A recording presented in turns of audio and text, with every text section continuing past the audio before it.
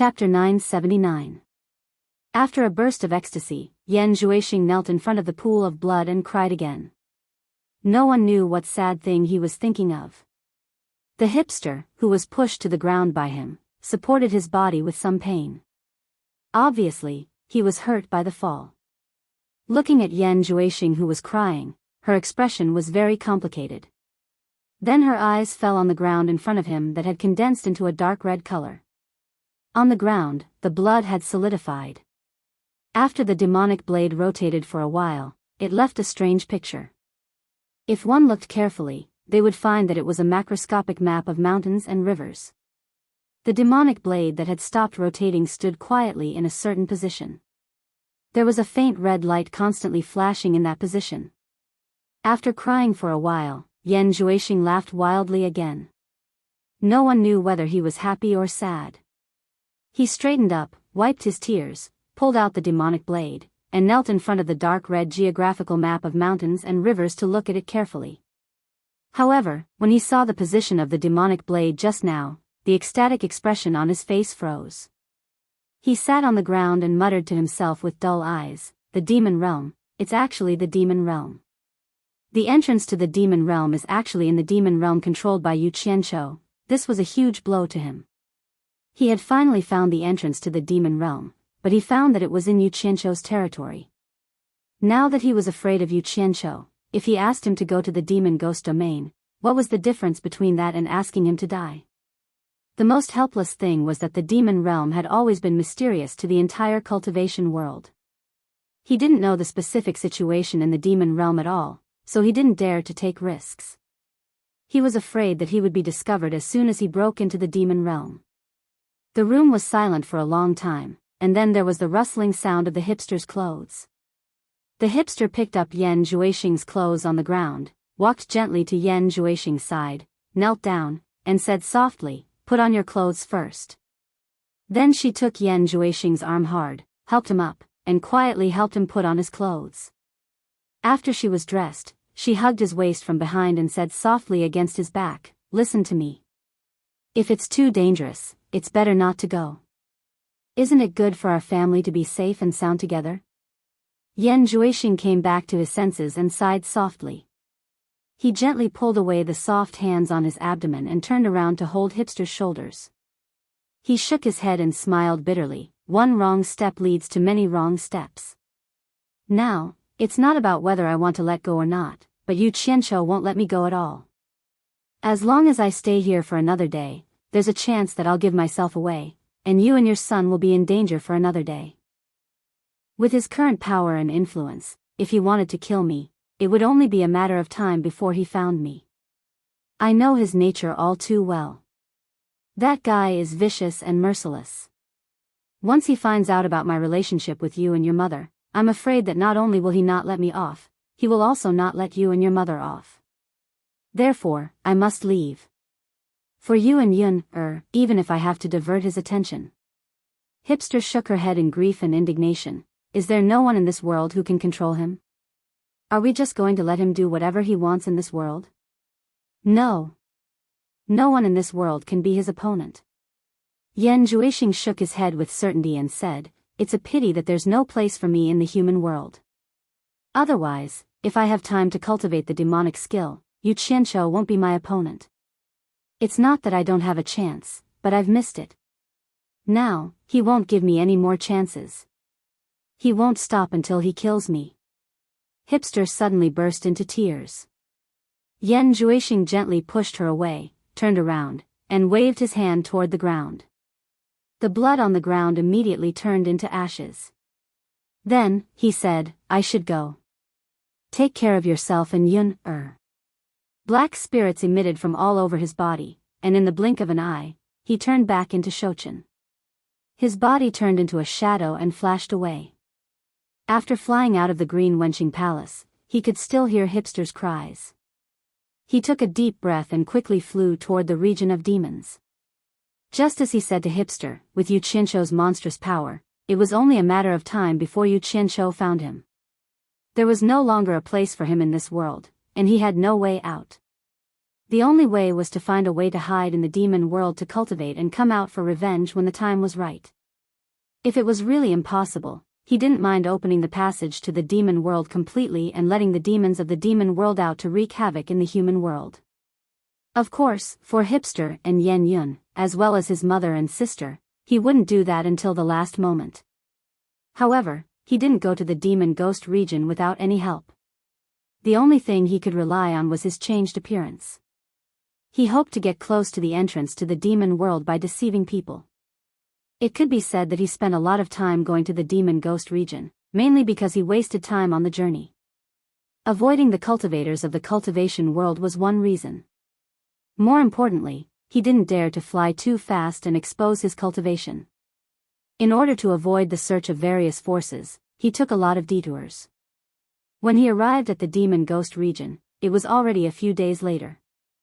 As soon as he entered the territory of the demon ghost region, he began to tremble with fear.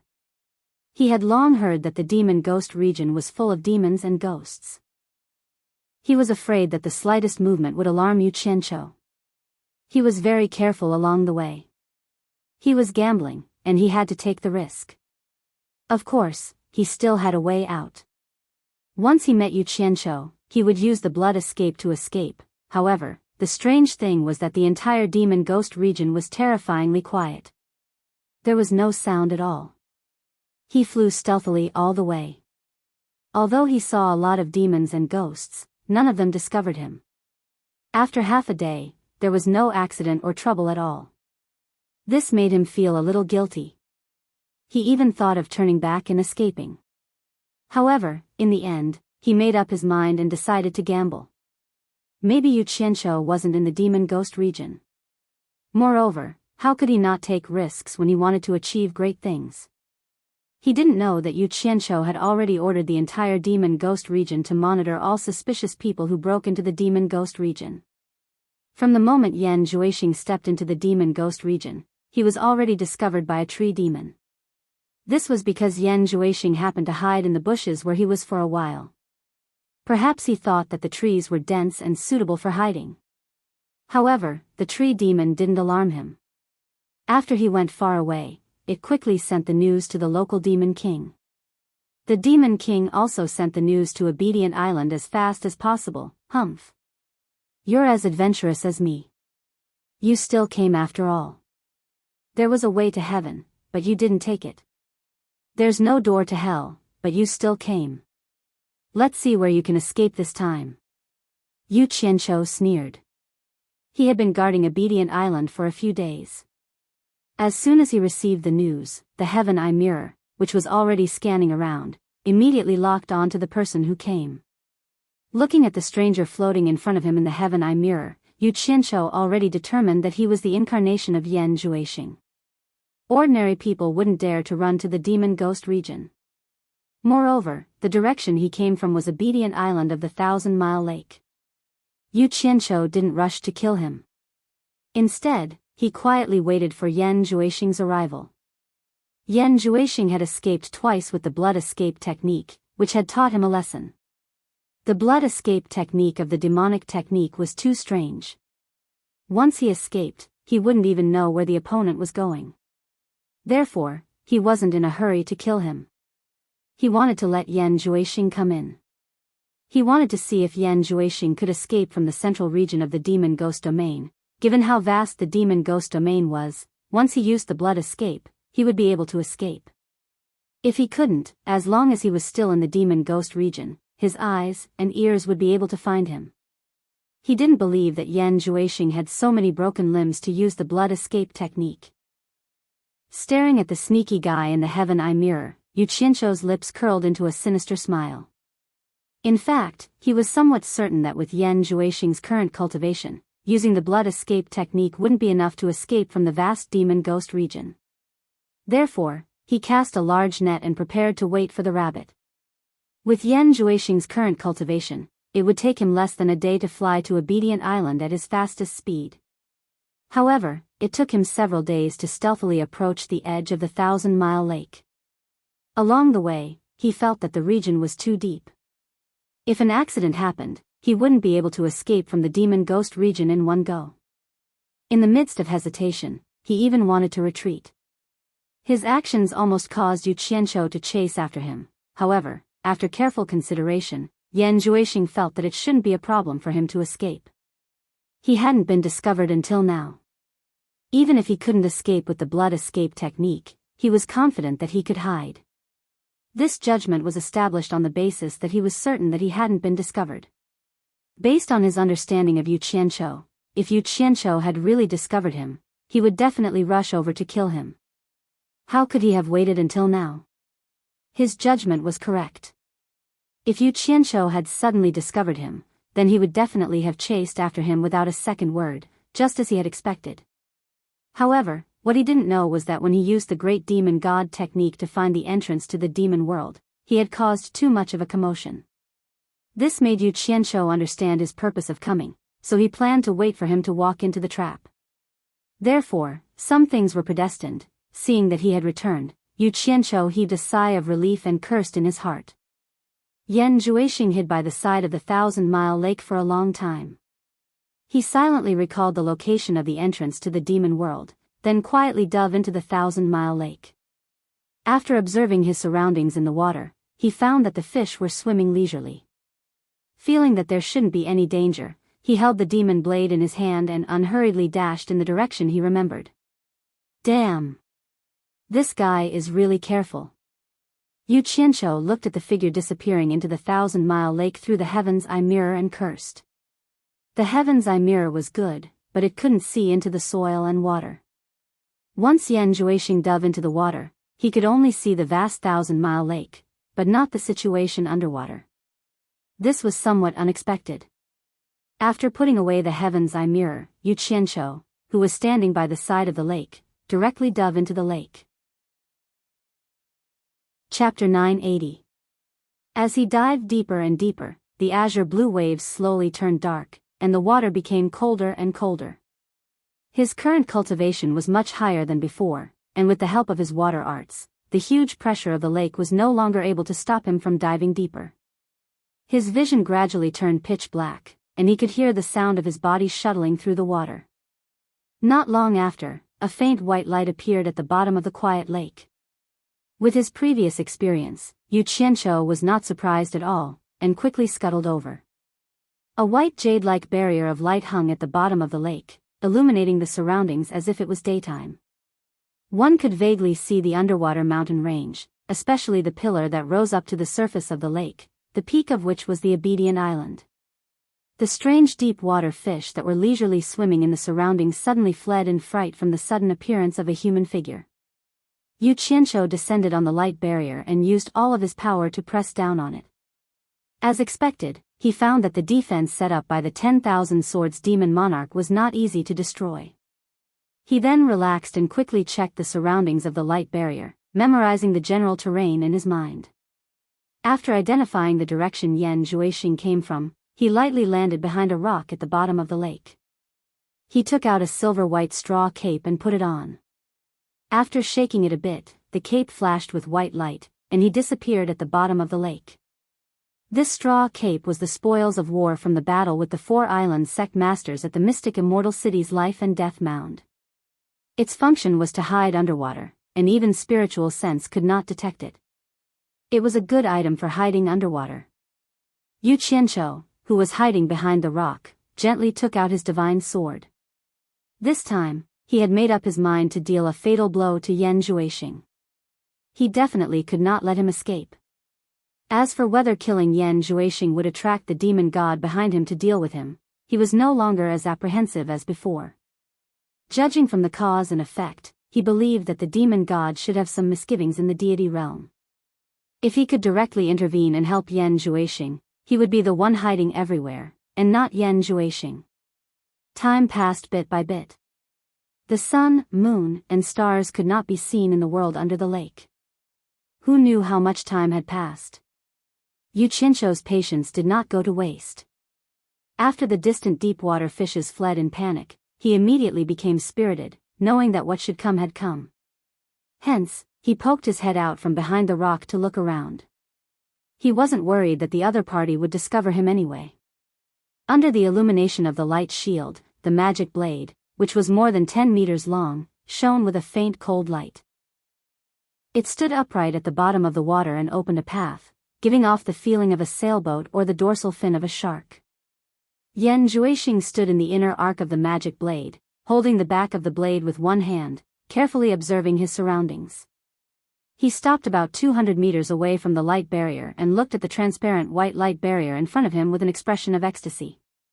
He had been on tenterhooks along the way and had finally arrived at his destination. However, he did not let his happiness get to his head. Instead, he calmed down and scanned his surroundings. He was not in a hurry to get close to the light barrier. Instead, he steered the magic blade around slowly. Damn it! Cowardly bandit, you are already here, what's the use of being careful? The invisible Yu Qianqiu cursed in his heart. However, he was not worried. At this point, even if Yan Juexing found something suspicious, he believed that he would risk his life. Even if he wanted to escape, it was too late. However, he did not want any accidents to happen. After all, it was still unknown whether the other party could escape the range of the demon domain in one go with the blood escape. He still had to wait for the right opportunity to deal a fatal blow. Yan Juexing, who was carefully searching around, used his eyes and divine sense to look around. After confirming that there was no problem, he circled around and returned to his original place. There was an excited expression on his face. The magic blade shrank and returned to his hand. He boldly rushed to the front of the light barrier, touched the light barrier with his hand, and looked through the light barrier to see the situation inside. Inside the light barrier was a pile of ferocious stone forest. In the middle, there was an ancient cave door that looked like a cave. There was no door at the entrance, but a piece of iron covered with all kinds of strange runes sealed the entire cave entrance. This should be the masterpiece of Immortal Emperor Jin Tai and Emperor of the Underworld Bai Qi. Yu Qianqiu had seen the situation inside when he came, but that was not what he wanted to care about. At this moment, the distance between the two sides was less than 10 meters. The corner of Yu Qianqiu's mouth curled up into a cold smile. He slowly raised the divine sword in his hand. With the sharpness of the divine sword, he was confident that he could kill Yan Juexing in one move. Just as Yan Juexing was about to use the magic blade to break the light barrier, there was a sudden explosion behind him. It was the kind of explosion that came from something moving at high speed in the water. Moreover, it was very close. Yan Juexing did not have the time to react in shock. The magic blade that he used had already disappeared above him like lightning. Boom! With a loud sound, Yan Juexing turned around and was immediately hit by a strong impact on the light barrier. However, the moment he turned around, he saw with his own eyes the scene of the demonic blade being sent flying by a light golden longsword. This light golden longsword was shocking to him. It was the one that Yu Qianqiu had used to injure him last time. It was Yu Qianqiu. A thought flashed through Yan Juexing's mind. I've fallen into a trap. In a flash, he realized that Yu Qianqiu had waited patiently until now to make a move. It was obvious that he had been deliberately waiting for him. In an instant, he understood why he could come here safely. Yan Juexing was instantly scared out of his wits. He knew that the other party had planned to kill him. Even if he used the blood escape, he would not be able to escape from the other party's control in the demon region. What if there was no way to escape? Magic fist. Yan Juexing punched the transparent light barrier almost without hesitation. He had no way out now. He was not Yu Qianqiu's opponent even if he fought. The only way out was to risk his life and charge into the demonic world. Boom! He easily punched a hole in the transparent light barrier, and Yan Juexing rushed in recklessly. However, the moment he rushed in, the long sword that had sent the demonic blade flying quickly stabbed towards him, directly piercing through his chest from his back to his chest. Ah! Yan Juexing screamed. With a bloody hole in his chest, he fell into the light barrier. He clutched his chest and rolled on the ground, appearing to be in extreme pain. The moment he rushed in, the light barrier closed at the same time. Bang! F***CK. The sound of the collision was accompanied by curses. The invisible Yu Qianqiu hit the light barrier and was bounced back. He immediately lifted the bamboo hat on his head and revealed his true appearance. He dashed over and punched the light barrier angrily. However, there was only a muffled sound from the light barrier, and a ripple appeared. The force that he exerted was completely offset. Yu Qianqiu looked at his own fist in disbelief. He could not imagine that he could not break open something that Yan Juexing could smash open with one punch. There was no justice in this world. At this moment, a black shadow flitted by and directly broke through the light barrier. It floated beside Yan Juexing, who was rolling on the ground. It was the magic blade that was knocked away. Yu Qianqiu glanced at it. Without saying a word, he grabbed the flying sword and slashed at the light barrier. However, when the sword hit the light barrier, it was like hitting a pile of cotton. It could not break the light barrier at all. F***ck. I don't believe it. Yu Qianqiu was instantly enraged. Yan Juexing's men could easily enter, and so could the magic blade. Whether it was his cultivation or the divine sword in his hand, they were stronger than the other party, but he just could not enter. This was really absurd. He held the divine sword with both hands and slashed at the light barrier crazily. However, no matter how sharp the divine sword was, it seemed to be unable to do anything to the light barrier. At this moment, Yan Juexing, who had a short period of self-healing, slowly climbed up. His chest and back emitted a black aura that wrapped around his wounds and kept healing them. After a while, his wounds were healed. The pale Yan Juexing raised his head and looked at the almost crazy Yu Qianqiu outside. A sneer gradually appeared on his face. Then, it turned into a maniacal laughter. He waved his arms high and said, "I didn't expect it. I didn't expect it. Yu Qianqiu, so what if you tried your best?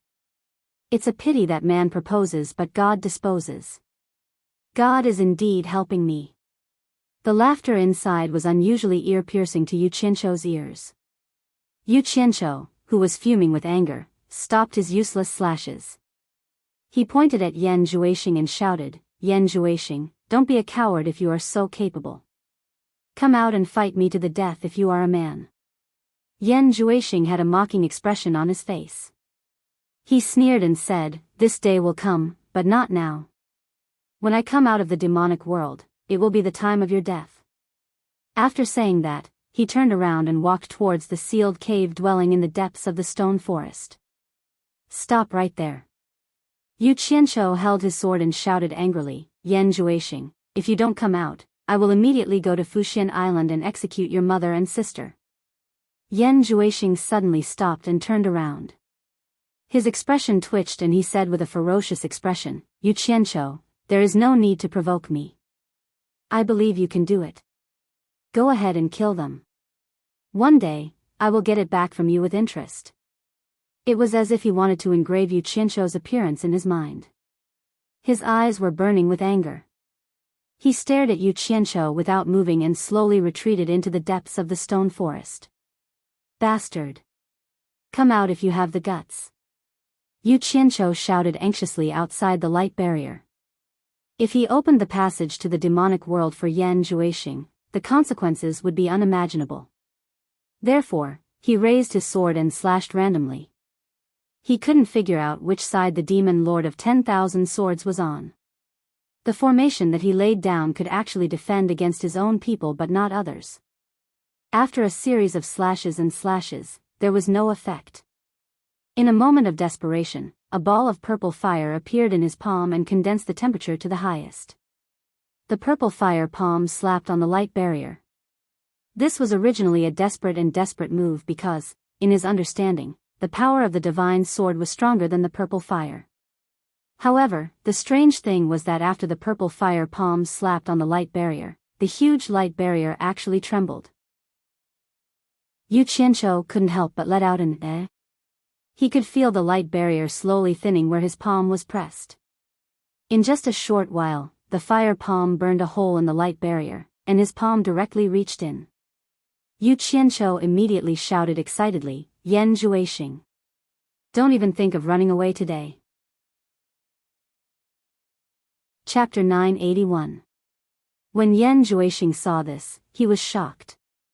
He hurriedly dashed to the cave dwelling in the depths of the stone forest, bit his finger, and drew a rune on the iron seal, "Don't run." F***ck. Yu Qianqiu was exasperated. When he came to his senses, he realized that the hole was only the size of a palm, and he couldn't get in at all.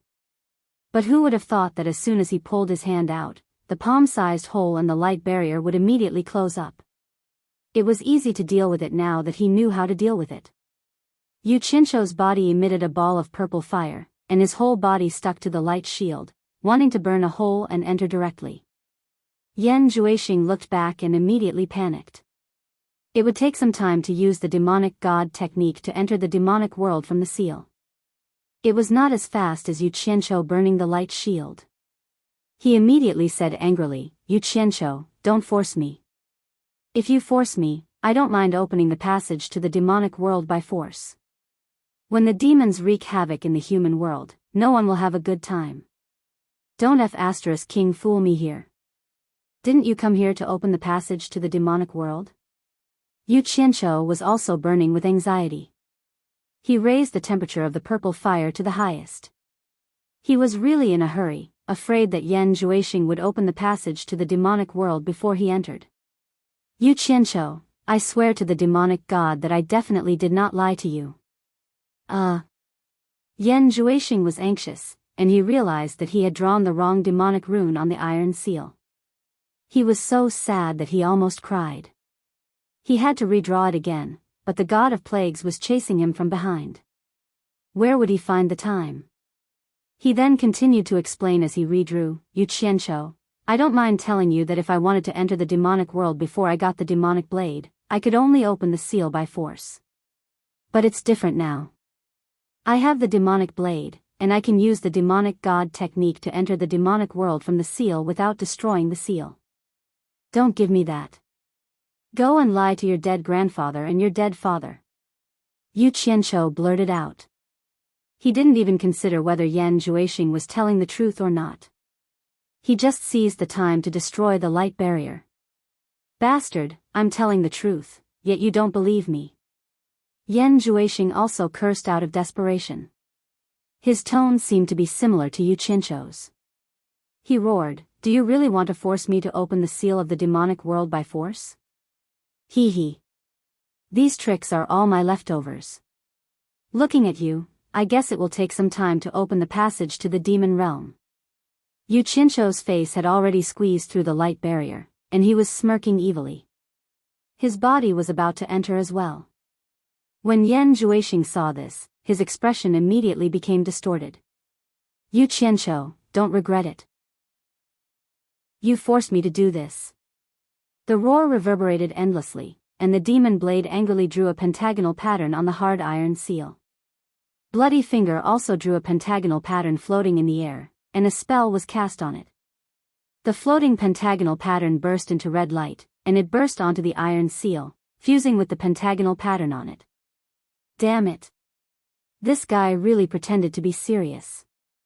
It can't be true, right? Yu Qianqiu's eyes flickered as he watched Yan Juexing's actions. He felt that he was about to break through the light barrier. He thought to himself, hurry up, hurry up, hurry up. It doesn't matter if it's true or not. As long as I kill that guy, everything will be over. Yu Qianqiu. You will regret your actions today. Yan Juexing roared angrily. He turned around and pointed at the center of the pentagonal pattern on the iron seal. He said sternly, "The power of the demon god is invincible. Break."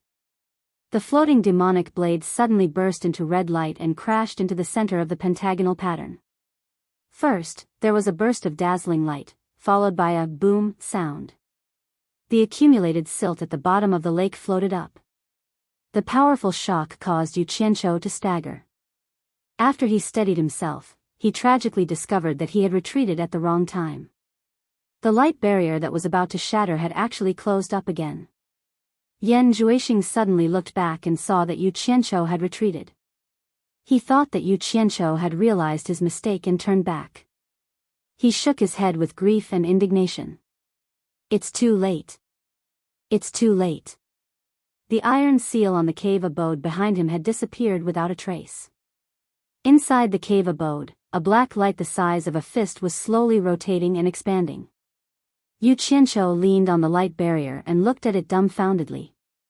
He had participated in the Divine Ruin Realm convention and knew what the expanding black light in the cave abode meant. It meant that the gate to a certain realm had opened. The gate to the demonic realm had opened. Oh my God! Yu Qianqiu immediately roared, "Bastard! What have you done? It's true, why didn't you tell me earlier? Fuck you. I have told you several times. You didn't listen and forced me to do this." Yan Juixing roared angrily. Air. Yu Qianqiu was taken aback. It seemed that the other party had emphasized it again. However, he was certain that it was not his fault. He immediately roared, "With your character, do you think I can believe your words? Then what the fuck do you want me to say to you?" Yan Juixing roared and turned around. He saw the black light rotating like a dark cloud in the cave abode. The passage to the demonic realm had been completely opened. He immediately watched Yu Qianqiu slowly retreat into the rotating black light. He gritted his teeth and said, "Yu Qianqiu, aren't you known as the #1 expert in the world? Then think of a way to protect the human world. I hope that when I return, you will still be alive. At that time, I will settle the old and new grudges." As his voice disappeared, Yan Juixing's figure also disappeared. He was swallowed by the rotating black light and left the human world that he had lived in regardless of his emotions. The grudges between him and Yu Qianqiu had temporarily come to an end. B*****.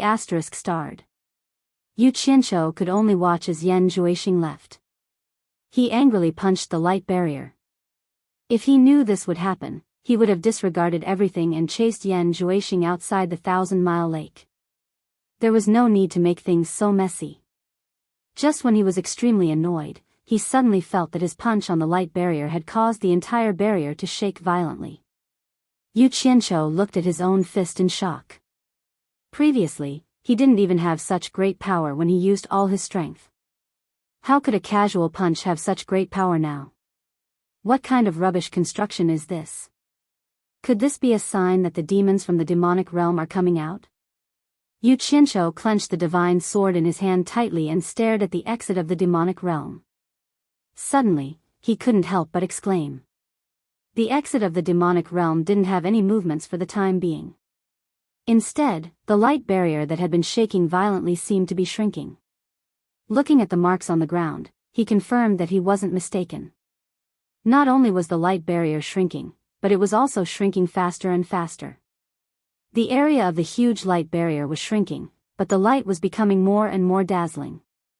In a short moment, it had shrunk into a ball of strong light and condensed at the exit of the demonic realm. Immediately after, the strong light quickly rotated and suppressed the black light at the entrance. Boom! A loud sound burst out from the entrance of the cave. The light suddenly burst out and was so dazzling that Yu Qianqiu couldn't open his eyes. After the mountains shaking and the earth calmed down, Yu Qianqiu opened his eyes. Without the light from the light barrier, it was pitch black in front of him. With his super eyesight, he could only see the mud at the bottom of the lake floating everywhere. It was a blur and he couldn't see the situation in front of him clearly. Yu Qianqiu looked around in bewilderment. He put on the bamboo hat behind his head and turned invisible again. He quietly floated towards the exit of the demonic realm. He didn't dare to get too close. He hid behind a rock in the stone forest and watched. He was worried that some expert from the demonic realm would come out. When the floating mud at the bottom of the lake gradually settled down, he finally saw the situation at the entrance of the cave. He was dumbstruck and lifted the bamboo hat on his head again. The floating mud at the bottom of the lake gradually calmed down. Everything in front of him gradually became clear. The swirling black light in the cave abode had disappeared. The seal that Yan Juixing had opened was now sealed by another iron seal with a pattern of patterns. What was going on? It couldn't be an illusion, right? Yu Qianqiu flashed to the front of the cave. He held the divine sword and looked around suspiciously. Then, he touched the solid iron seal with his own hands. He discovered that the entrance to the demonic realm had been sealed again. It was simply unimaginable. Yu Qianqiu felt relieved. However, an even greater doubt arose in his heart. He asked himself what was going on. He walked around the outside of the cave and looked at the light barrier that had disappeared. The place was pitch black. The pearl at the bottom of the lake that had supported the demonic realm for more than 100,000 years had disappeared. He immediately understood. Needless to say, the mastermind behind the demonic realm being sealed again must be the person who laid the light barrier outside the seal. It was the demon monarch of Thousand Swords who had been dead for more than 100,000 years but still exerted his remaining power and influenced the three realms to this day. However, what Yu Qianqiu couldn't understand was, could it be that the demon monarch of Thousand Swords knew that someone would open the demonic realm's seal more than 100,000 years ago, so he made arrangements in advance?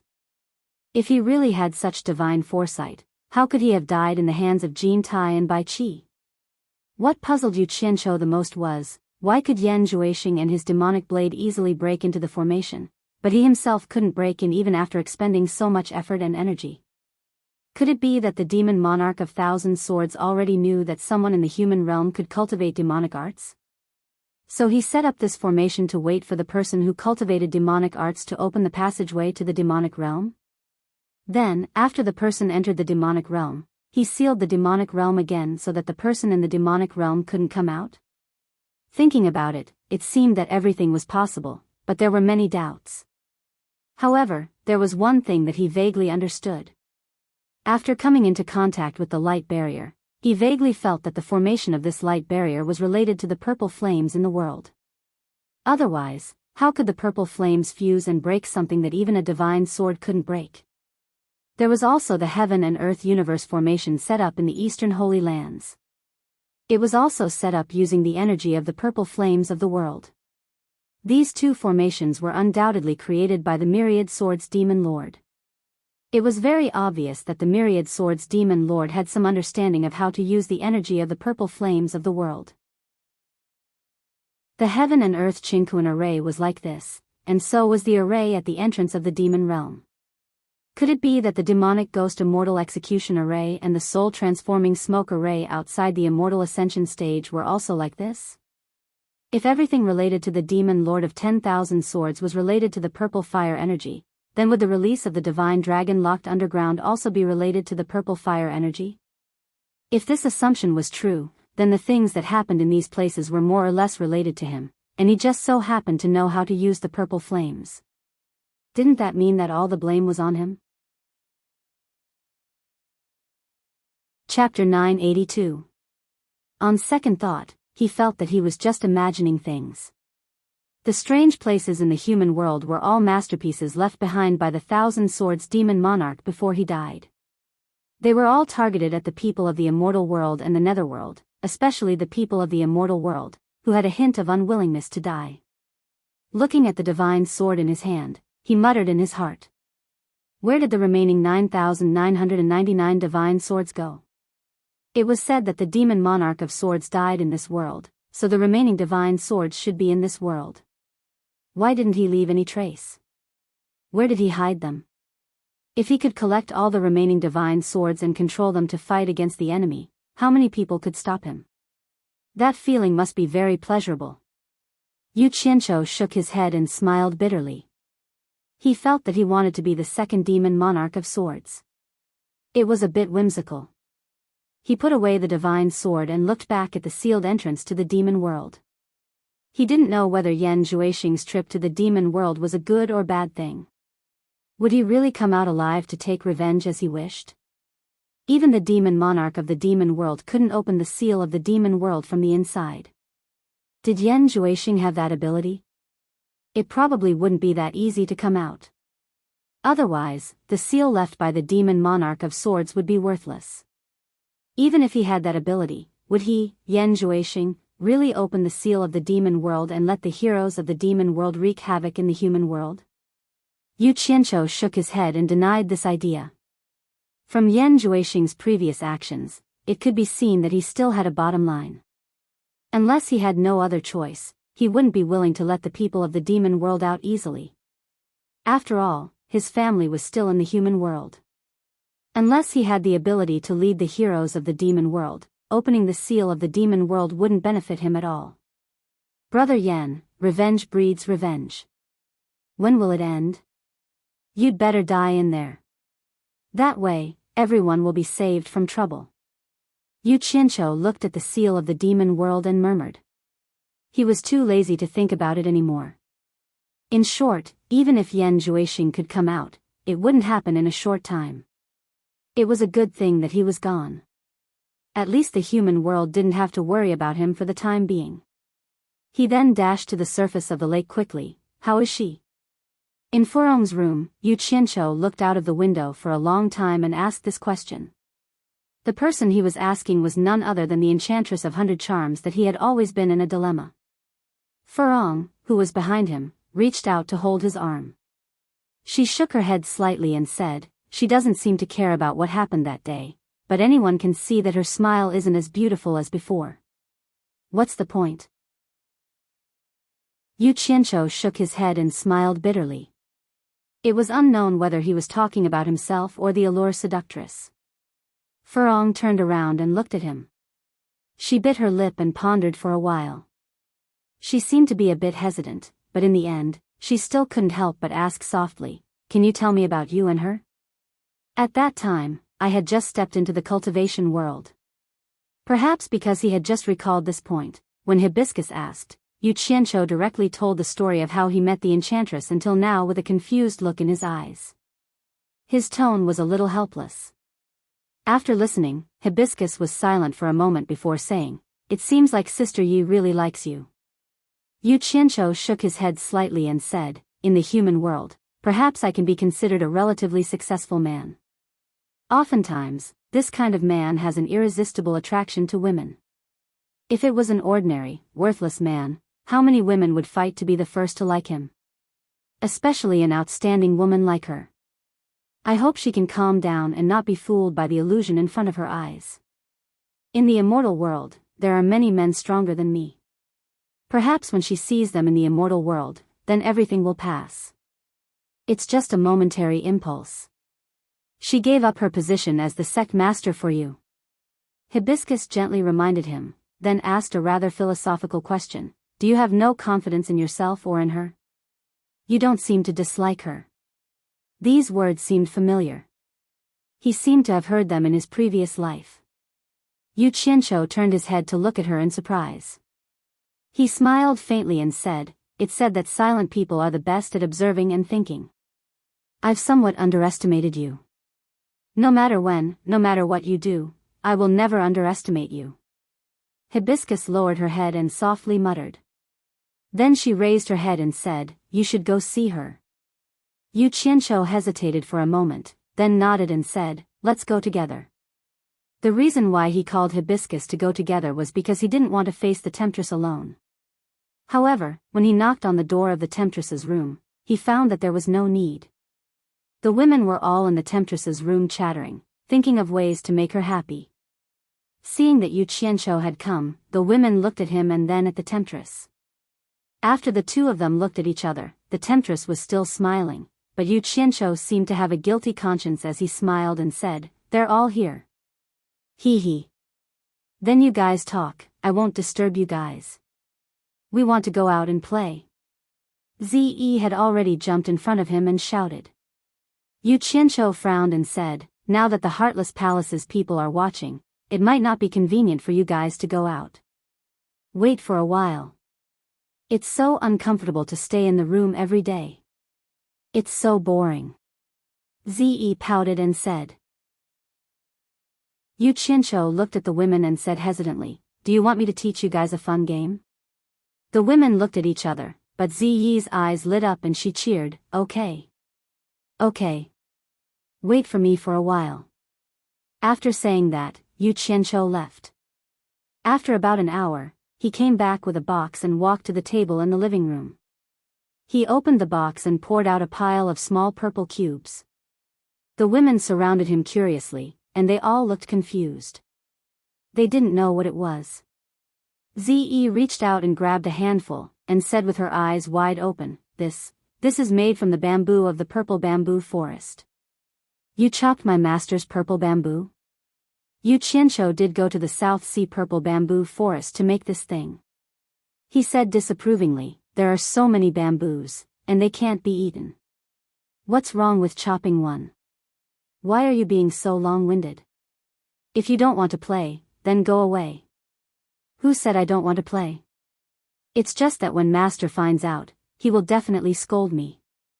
Ze pouted and flipped the things in her hands. She realized that there were all kinds of patterns carved on them. Suddenly, she said in surprise, 80,000, 30,000, east. What are these lines? Middle, 10,000, south. The women also grabbed a few of them and muttered. There were many patterns that they couldn't say, and they looked at each other in confusion. It seemed like no one could recognize what Yu Qianqiu was making. Wow! Bamboo, it's purple bamboo. I want to eat tender bamboo. Where can I find the tender bamboo of purple bamboo? The wild chicken, who was resting on Wu Lishua's shoulder, heard the bamboo and slowly opened its eyes. When it saw the purple bamboo, its eyes lit up. It jumped up and down on Wu Lishua's shoulder and said, Shui, I want to eat the tender bamboo of purple bamboo. This is my favorite food. Ze immediately bared her teeth at the wild chicken. Wu Lishua looked at Yu Qianqiu awkwardly. Yu Qianqiu touched his chin and said, Wild chicken, how much do you know about this purple bamboo? The wild chicken's eyes showed that it was thinking like a human. It then shook its head and said, I have a vague impression of it, but I can't remember. Maybe after I go through another calamity, I will remember. Bad guy, did you get this bamboo? Where did you get it? Take me there. I want to eat it. Bad guy? Yu Qianqiu sneered and said, If you remember, then eat it. If you don't remember, then don't eat it. The wild chicken immediately flapped its wings and flew in front of him. It begged, No. No. I want to eat it. Get lost. Yu Qianqiu waved his hand and pushed it to the side, ignoring its protest and cries. He then waved at the women and said, This thing is called mahjong. I will teach you how to play it now. You know from 1 to 90,000. You also know the north, south, east, west. This is 1 to 9. This is 1 to 9. Red, fortune, white, for short, middle, white. After teaching them how to recognize mahjong, the alluring beauty, Yanyu, Furong, and Wu Lishua sat at a table. Under Yu Qianqiu's guidance, the four of them rubbed the mahjong tiles and stacked them in front of each of them. After the alluring beauty threw out 2 dice made of purple bamboo, Yu Qianqiu began to tirelessly walk in circles behind the four of them, teaching them how to play and the rules of mahjong, with everyone's comprehension and the guidance of the famous teacher, Yu Qianqiu. After 4 hours, the four of them had already eaten, hit, and made up the tiles. They were very familiar with the game. Mahjong was played noisily, and the Great Wall was built and destroyed. Yu Qianqiu looked at it a few times with his hands behind his back. After confirming that they had learned it, he then said to the four of them, I still have something to do. You guys can play slowly. If you want it to be more exciting, you can bring some bets. The four of them were completely focused on playing and didn't have the mood to care about him. They all agreed and some of them even waved their hands, indicating that he should go and do what he needed to do. Yu Qianqiu's expression instantly twitched. He didn't know if teaching them how to play mahjong was a good thing or a bad thing. He shook his head and was about to leave. In the end, Ze, who was excluded from the table, pulled him and complained, Yu Qianqiu, teach us how to play mahjong for 5 people. It's so boring for me to watch from the side alone. Your mahjong only has 5 people to play. Yu Qianqiu looked at her speechlessly. He waved his hand and said, only 4 people can play. He left Ze, who had a face full of resentment, and left. Yanyu wanted to send him off. Unexpectedly, Wu Lishua covered the tiles with both hands and pouted, Sister Yan, don't peek at the tiles. She probably had a good hand of tiles. Yanyu was startled. She could only sit back down and continue to touch the tiles. The others were completely focused and didn't care about Yu Qianzhou's departure. Bang! Play! Sister Shui Air, play! A pheasant's squeal suddenly came from inside the room, startling Yu Qianzhou, who was outside. When he came back to his senses, he immediately broke out in a cold sweat. He touched his forehead and sighed inwardly. I actually taught Phoenix to play mahjong. What did I do? Chapter 983. In the divine ruin realm, in a huge space under a valley, more than 1,000 people were gathered together. Zhang Peng led Yu Qianzhou through the crowd and introduced as they walked, a total of 1,131 temple-colored spiders have hatched. These little things are indeed very ferocious, but as expected, the first person they see after hatching is like their biological parent.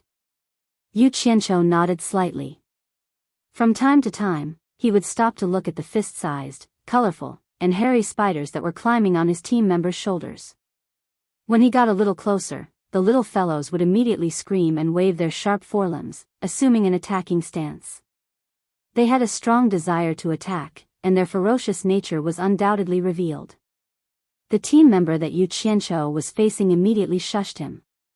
The huge spider that had raised its forelimbs on his shoulder obediently lowered its claws unwillingly. This made Yu Qianzhou very satisfied. If he could not control them, there would be no point in raising them.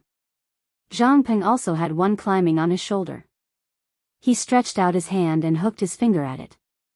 The huge spider obediently climbed onto his palm and stopped moving. Yu Qianzhou tilted his head to take a look and said with a smile, "These little fellows are quite cute. Let's give it a try." This was the second time he had come to see the temple-colored spiders after they hatched. The first time was when he had just hatched and was still in the process of getting along with the team members who had tamed them. This time, when he heard that they could listen to simple instructions, he could not wait to broaden his horizons.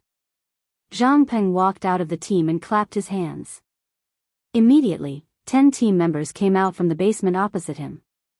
Each of them dragged out a metal cage, which contained the young of 10 types of ferocious beasts, including a python, a scorpion, and a toad. Although they were still small, they were much larger than the tiny temple-colored spiders. The army of heroes had already begun to hunt some ferocious beasts in the ruins of God, so it was naturally not a problem to capture some small things. Even though they were still young, each and every one of them was restlessly rolling around in the cages. CC. Gua gua, they kept banging against the iron cages. It was as if the nature of ferocious beasts was on full display. Dragging these things out was naturally to let the little colored spiders test their skills. The reason why they did not use the big guys to test them was mainly because they were still small, and they were afraid that they would accidentally die.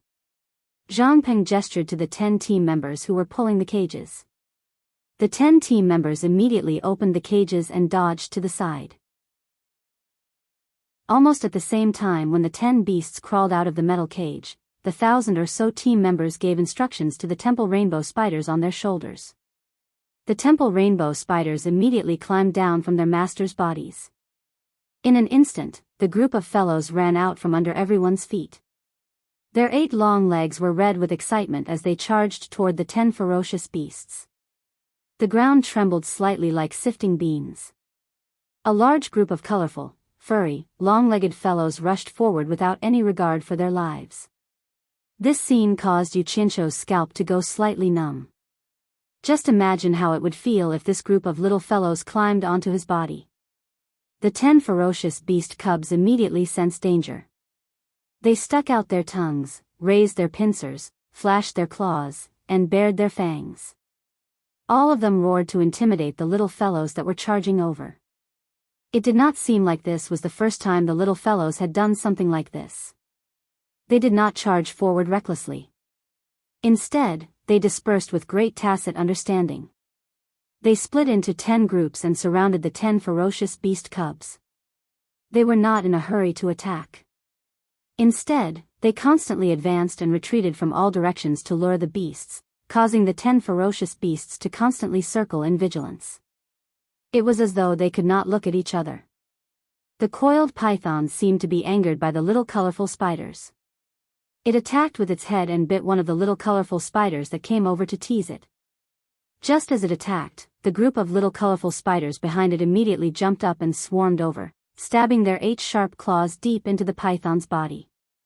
The coiled python immediately let out a tragic cry and quickly rolled around.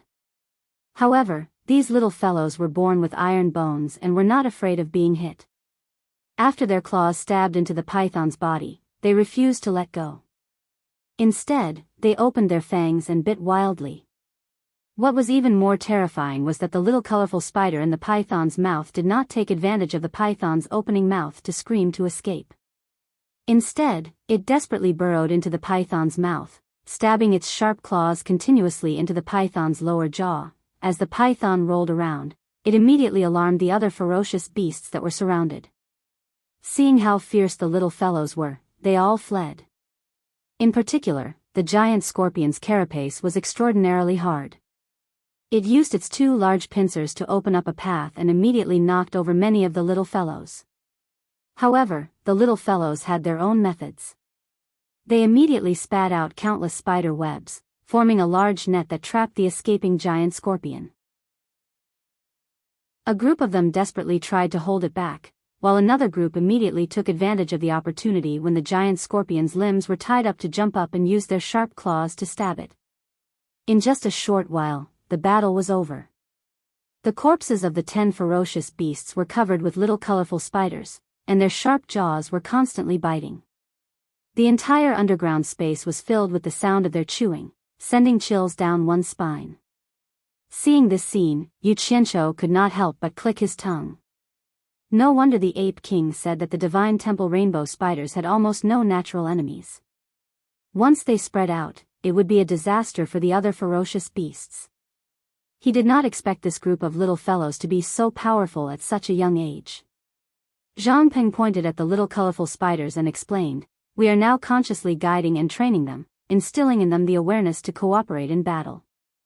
I believe they will be of great use in the future. After a period of time, when they are slightly bigger, we will bring them along when we hunt ferocious beasts. There might be casualties, but the effect of training them in captivity is probably not as good as the effect of training them in actual combat." As expected of someone who had led troops to war. Yu Qianqiu looked at him in admiration and said, "We are not raising them to spin webs to catch mosquitoes in the future. We are raising them to be of great use. Casualties are allowed." "Understood, but there is a problem." Zhang Peng gestured and said, "Master said that these Divine Temple rainbow spiders can grow this big. But how many years will it take for them to grow this big?"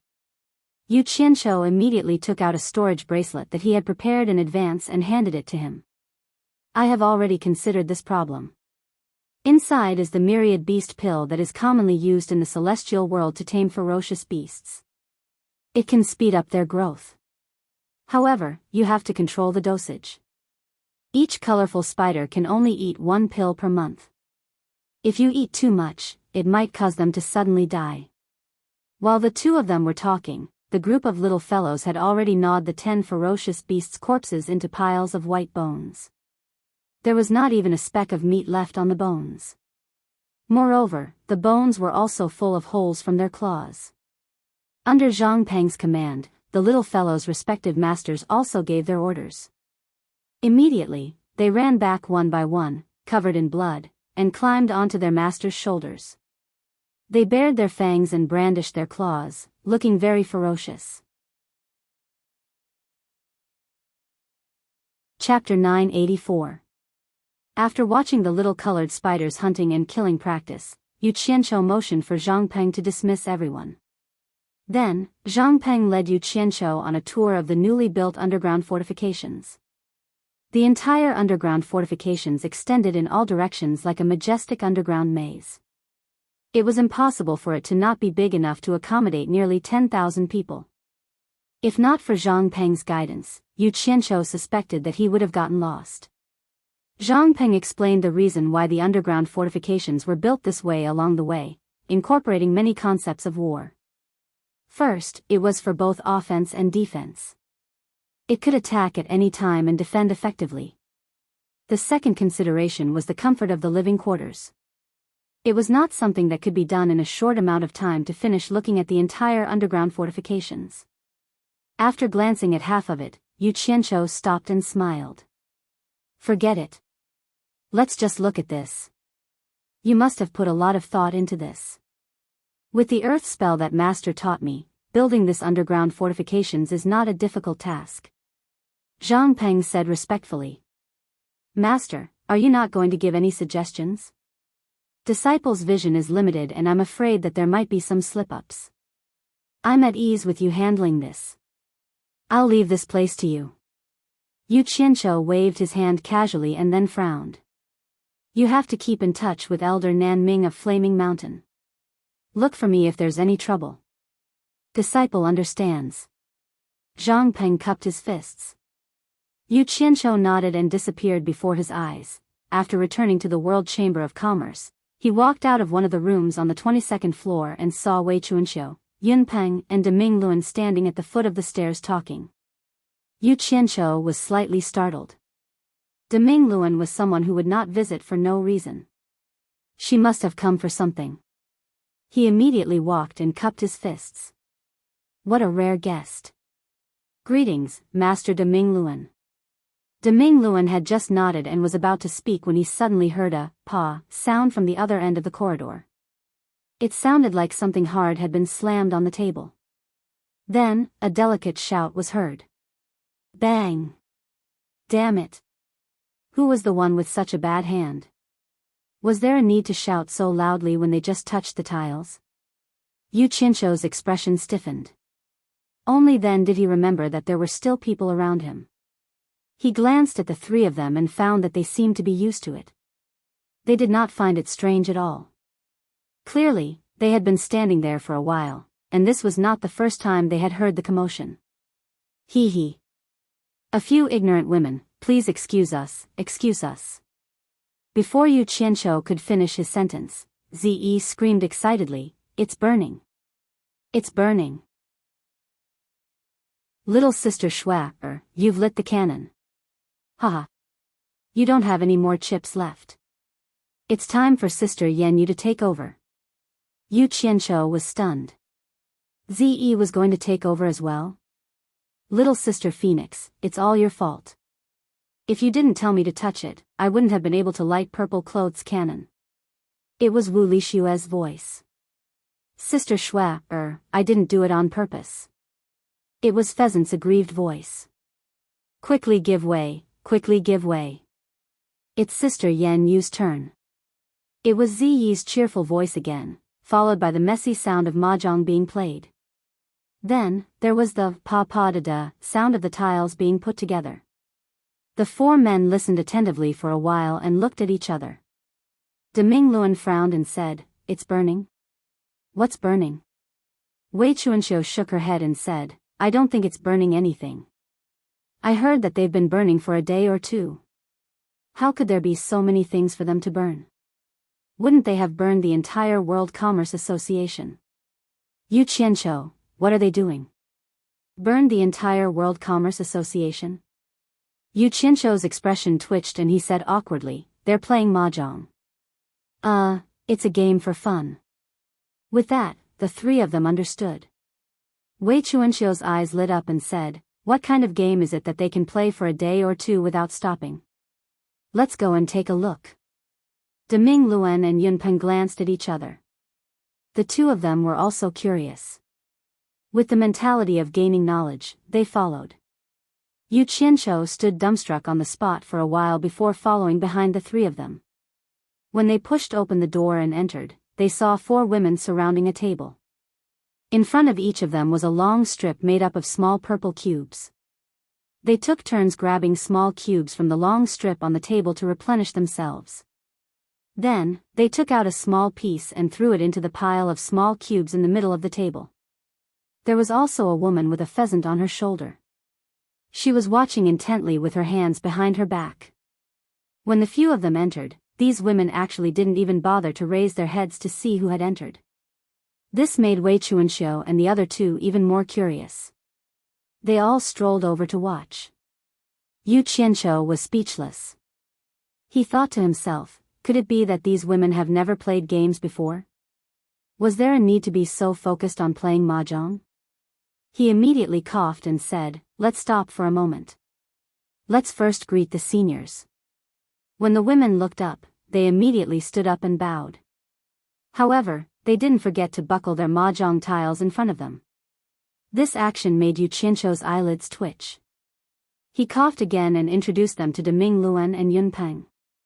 As for Wei Chuanxiu, they already knew him. You don't have to be so polite.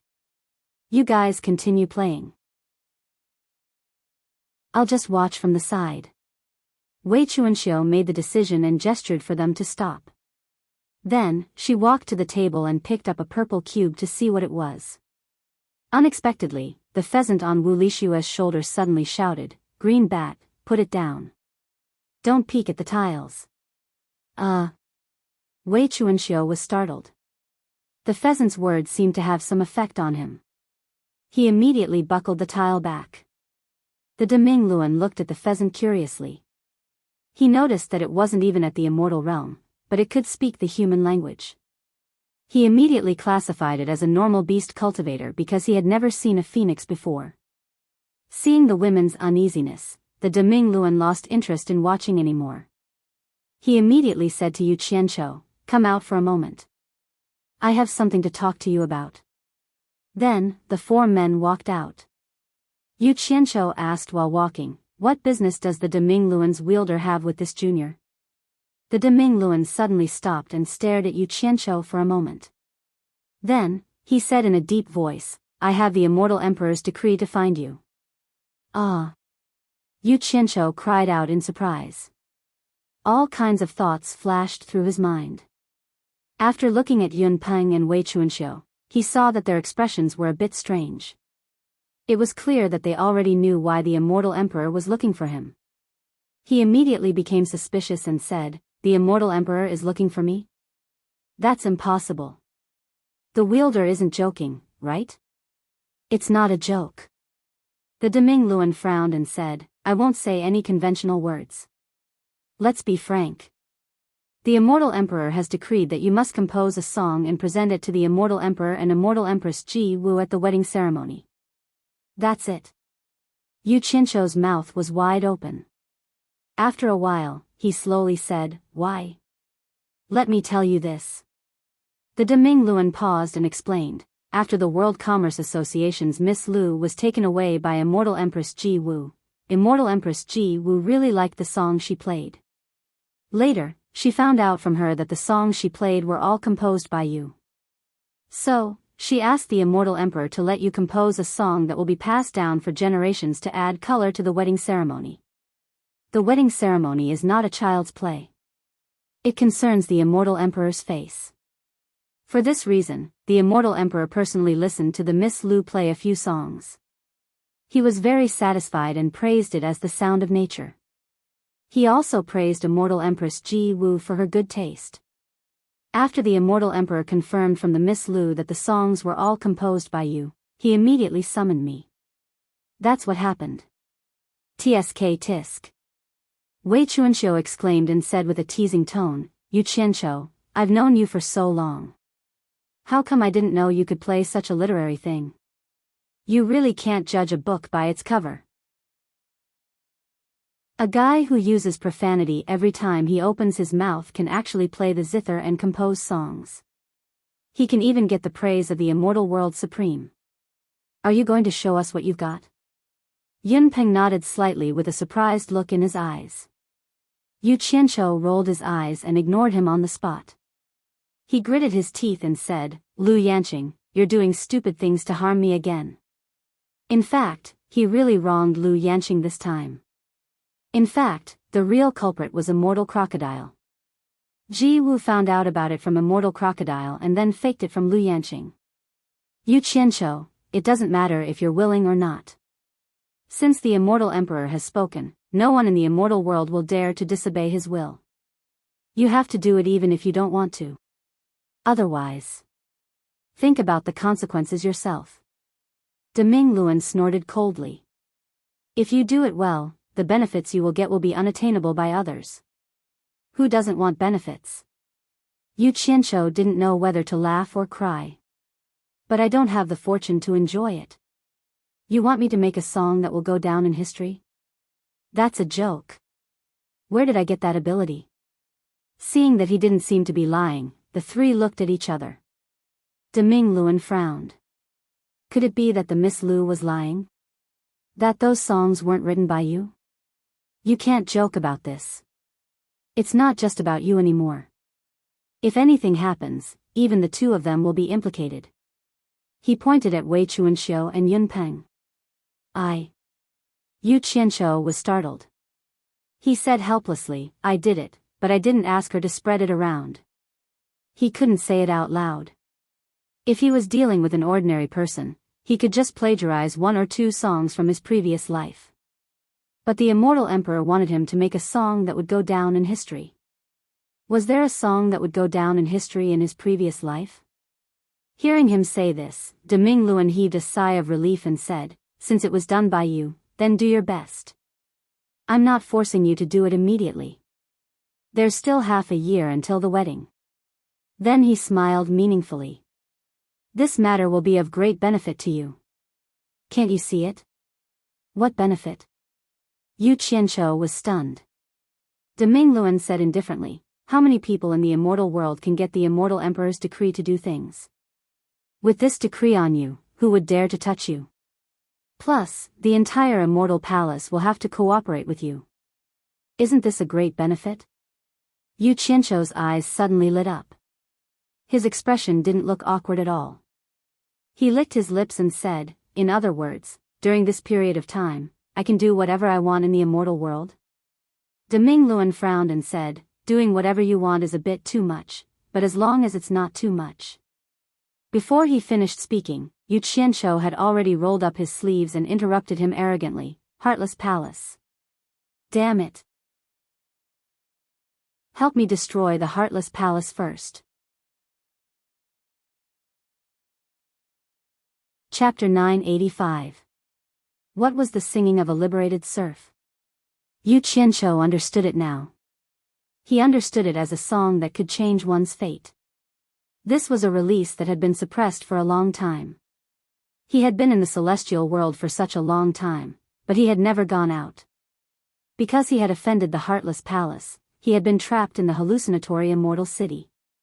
Today, now, he suddenly felt that the sky was high and the earth was wide. He could go anywhere and show off his skills again. How wonderful would it be to use the power of the Celestial Palace to get rid of the Heartless Palace? Yun Peng and Wei Chuanxiu looked at each other. Wei Chuanxiu chuckled, That's a good idea. Let the Celestial Palace get rid of the Heartless Palace first, hee. Deming Luan's expression was already ugly. When he saw Wei Chuanxiu joining in the fun, his expression became even uglier. He glared at him and said in a low voice, Yu Qianqiu, what kind of sweet dream are you having? Did you forget what I said just now? The Celestial Palace will only help you if it's not too much. Too much? Yu Qianqiu asked Wei Chuanxiu instead. Wei Chuanxiu chuckled and cooperated, This really is too much. There are so many sects in the celestial world. One less Heartless Palace is nothing. Plus, it's not difficult for the Celestial Palace to get rid of the Heartless Palace. Yes. Yu Qianqiu immediately followed up. His eyes lit up as he nodded, That's right. It's not too much. Get rid of the Heartless Palace. He almost applauded Wei Chuanxiu. Deming Luan looked up and down at Yu Qianqiu. He could see that this guy didn't have a chance in the past. Now that he had one, he immediately asked for a sky-high price. He wanted to get rid of the #1 sect in the celestial world. He snorted and sneered, Why is the Heartless Palace so arrogant in the celestial world? Because with his strength, he didn't dare to get along well with everyone in the immortal world. If that was the case, the Immortal Emperor would have destroyed them long ago. The sect master of Heartless Palace, Wang Qin, knows very well that the Celestial Emperor wants them to be the vanguard to balance the forces in the celestial world. The Celestial Emperor can't control the celestial world by relying on his subordinates to kill. Killing can only suppress the celestial world temporarily, not forever. Do you understand what I mean? Yu Qianzhou's eyes flickered, and he said, "You mean to say that the Immortal Palace can't do many things without a good reason? They're afraid that it will cause conflict, so they let the Heartless Palace be the sucker? It's good that you understand, but your knowledge is still too shallow." The Great Bright Will coldly stared at him and slowly said, "How do you think the Immortal Emperor was able to control the immortal world for so many years?" This was the balancing act of a monarch, and it was not something that could be achieved by having a high cultivation and blindly slaughtering. No matter how strong the Immortal Palace is, they can't be the enemy of the entire celestial world forever. Unless the Immortal Emperor kills everyone. In reality, the Heartless Palace has been pushed to the teeth of the storm, and it has many strong enemies. It can only listen to the Immortal Palace. The Immortal Palace can wipe it out right away, and the sects in the celestial world will clap their hands. No one will say that the Immortal Palace is bullying people. If one Heartless Palace falls, the Immortal Palace will support a second Heartless Palace to help the Immortal Palace do things that offend people. I understand. Yu Qianzhou couldn't be happy anymore, and he nodded. This is a good method. This way, the Immortal Palace only needs to use blood and iron to deal with a small portion of people. This way, it won't make too many people dislike them, and it won't be the enemy of the entire celestial world. It can also maintain its deterrence towards the celestial world. So, it's not realistic for the Immortal Palace to wipe out the Heartless Palace for you. Of course. Deming Luan sneered. If you, Yu Qianzhou, have the ability to replace the Heartless Palace in the celestial world, I think the Immortal Emperor might agree to help you wipe out the Heartless Palace and make you the second Heartless Palace. But with the World Commerce Association's current strength, the Immortal Emperor probably won't even consider this request. After all, the charm of a song from you, Yu Qianzhou, isn't enough to mess up his empire. Damn! If I had the power to replace the Heartless Palace, why would I need the Immortal Emperor's help? I would have done it myself. Yu Qianzhou laughed at himself. Wei Chuanxiu snickered. Yun Peng snorted. The human heart is indeed the most sinister. Actually, it doesn't matter to you whether you wipe out the Heartless Palace or not. You've accepted the Immortal Emperor's decree. At least the Heartless Palace won't dare to do anything to you now. Even in the entire celestial world, not many people would dare to do anything to you. Deming Luan said with a hint of ridicule. Yu Qianzhou didn't hold back anymore.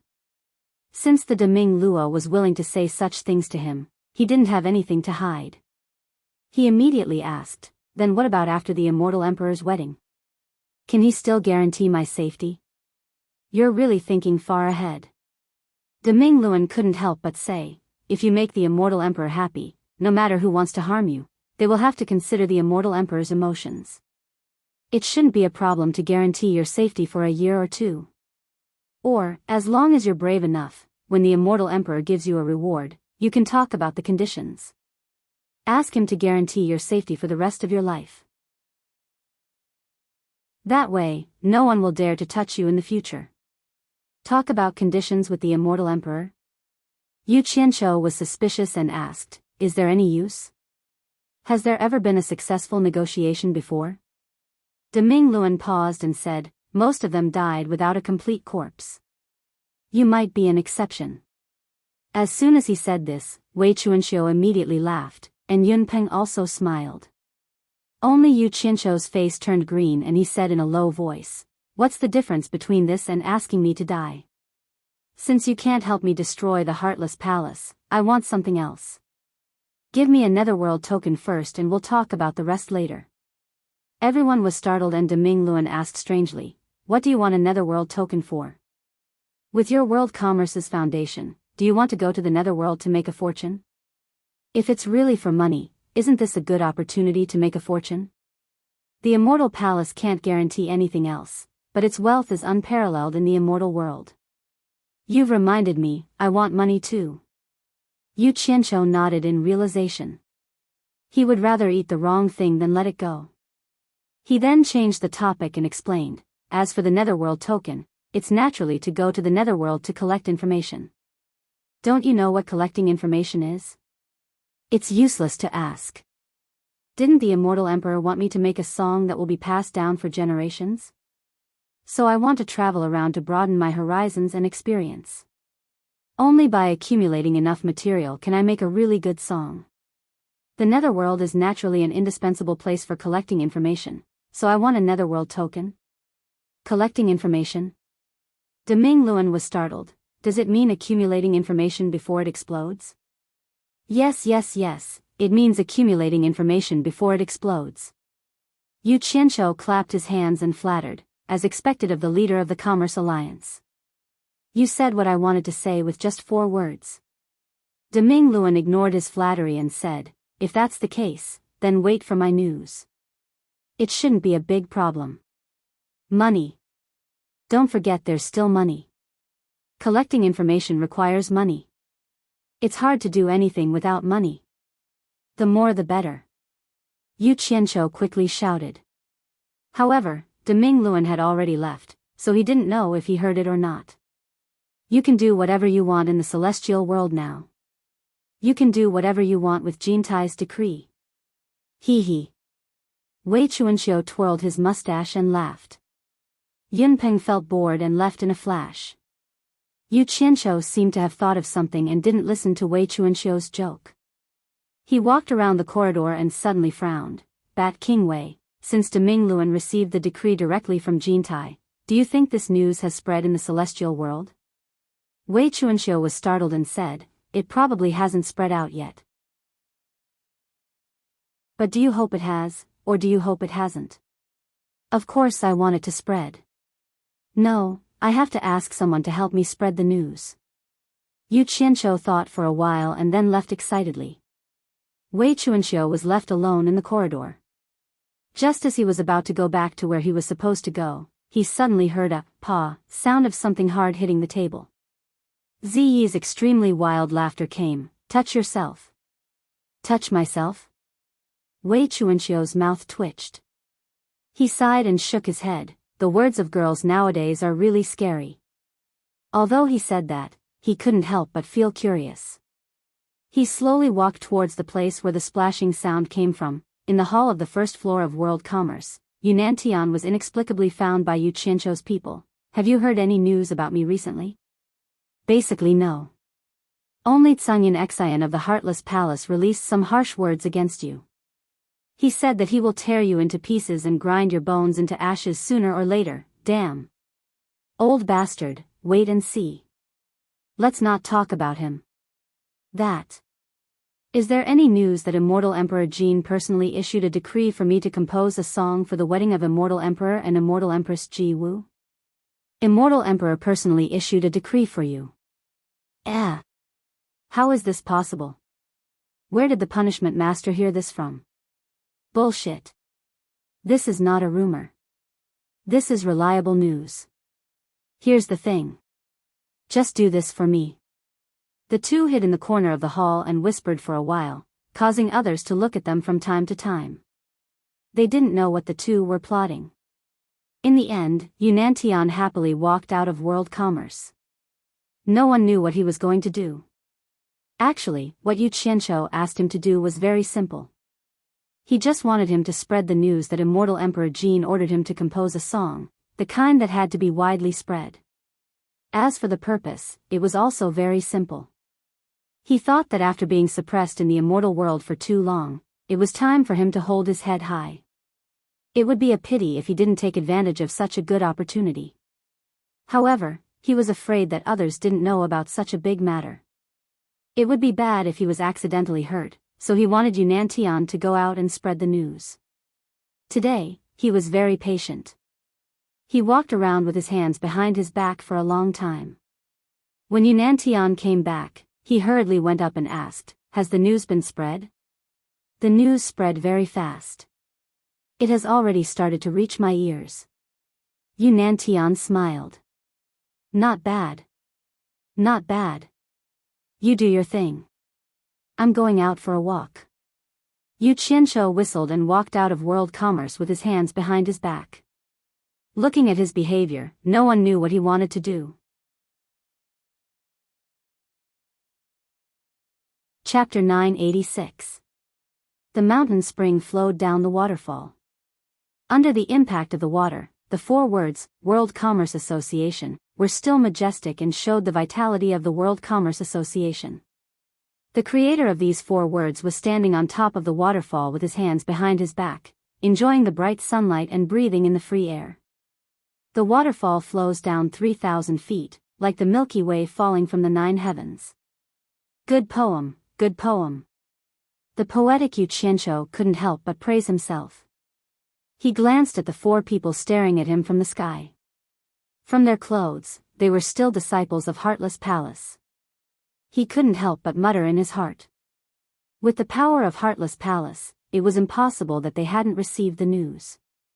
This Qingyun Xian was probably still verifying the credibility of the news. Otherwise, he wouldn't dare to send people to watch him after he knew that he was working for the Immortal Emperor, F***CKU. Who's afraid of who? I'm the Imperial Envoy now. A stream of light shot out from the waterfall and flew directly towards the central plaza of Hallucination Immortal City. The sea of clouds was vast and mighty, tens of thousands of mountains stood in the middle, and all kinds of streams of light rose and fell, showing the extraordinariness of the most prosperous place in the immortal world. The plaza was bustling, no different from a market in the human world. The human world sold the daily necessities of mortals, while the immortal world sold the daily necessities of immortals. The only difference was that they were on a different level. The extravagant desire of the human heart, whether it was an immortal or a mortal, all roads led to the same destination. There were countless stalls on the plaza, selling all kinds of things that could be sold. However, the items that were set up here were usually not of a high grade. The truly valuable items were all in the grand buildings at the top of the mountains, but the liveliness of the plaza was far greater than the mountains. It could be seen that whether it was the immortal world or the mortal world, the poor would always be the majority. Those disciples wearing the clothing of the large sects shuttled through the crowd and occasionally stopped at a stall. Regardless of their cultivation, they revealed a condescending aura as they asked the stall owner for the price. Meanwhile, those stall owners bowed and fawned over them, not daring to offend them. Even though they were being careful, most of the time, they were met with extremely belittling and disdainful tones from the customers. Even if the customers were to do them the honor of buying 1 or 2 items, don't even think about how generous these customers would be. It was already good enough if they didn't suppress the price. Yu Qianqiu paced back and forth in the vast sea of people. He smiled and looked at the world with his cold eyes. Occasionally, he would raise his head to look at the 4 disciples of Heartless Palace who were protecting him. Even though he'd stayed in the illusory immortal city for a long time, he'd rarely come to this place. He'd only come here once or twice before the World Trading Company was established. Now that he'd relaxed, he finally had the leisure to come out and take a stroll. People who set up stalls in such places were considered to be the lowest rung in the immortal world. Not many people had seen Yu Qianqiu before. Even if they had seen him once or twice, with how he, Yu Qianqiu, dressed in an unusually low-key manner, who would have seen a sect master with a storage pouch on his waist?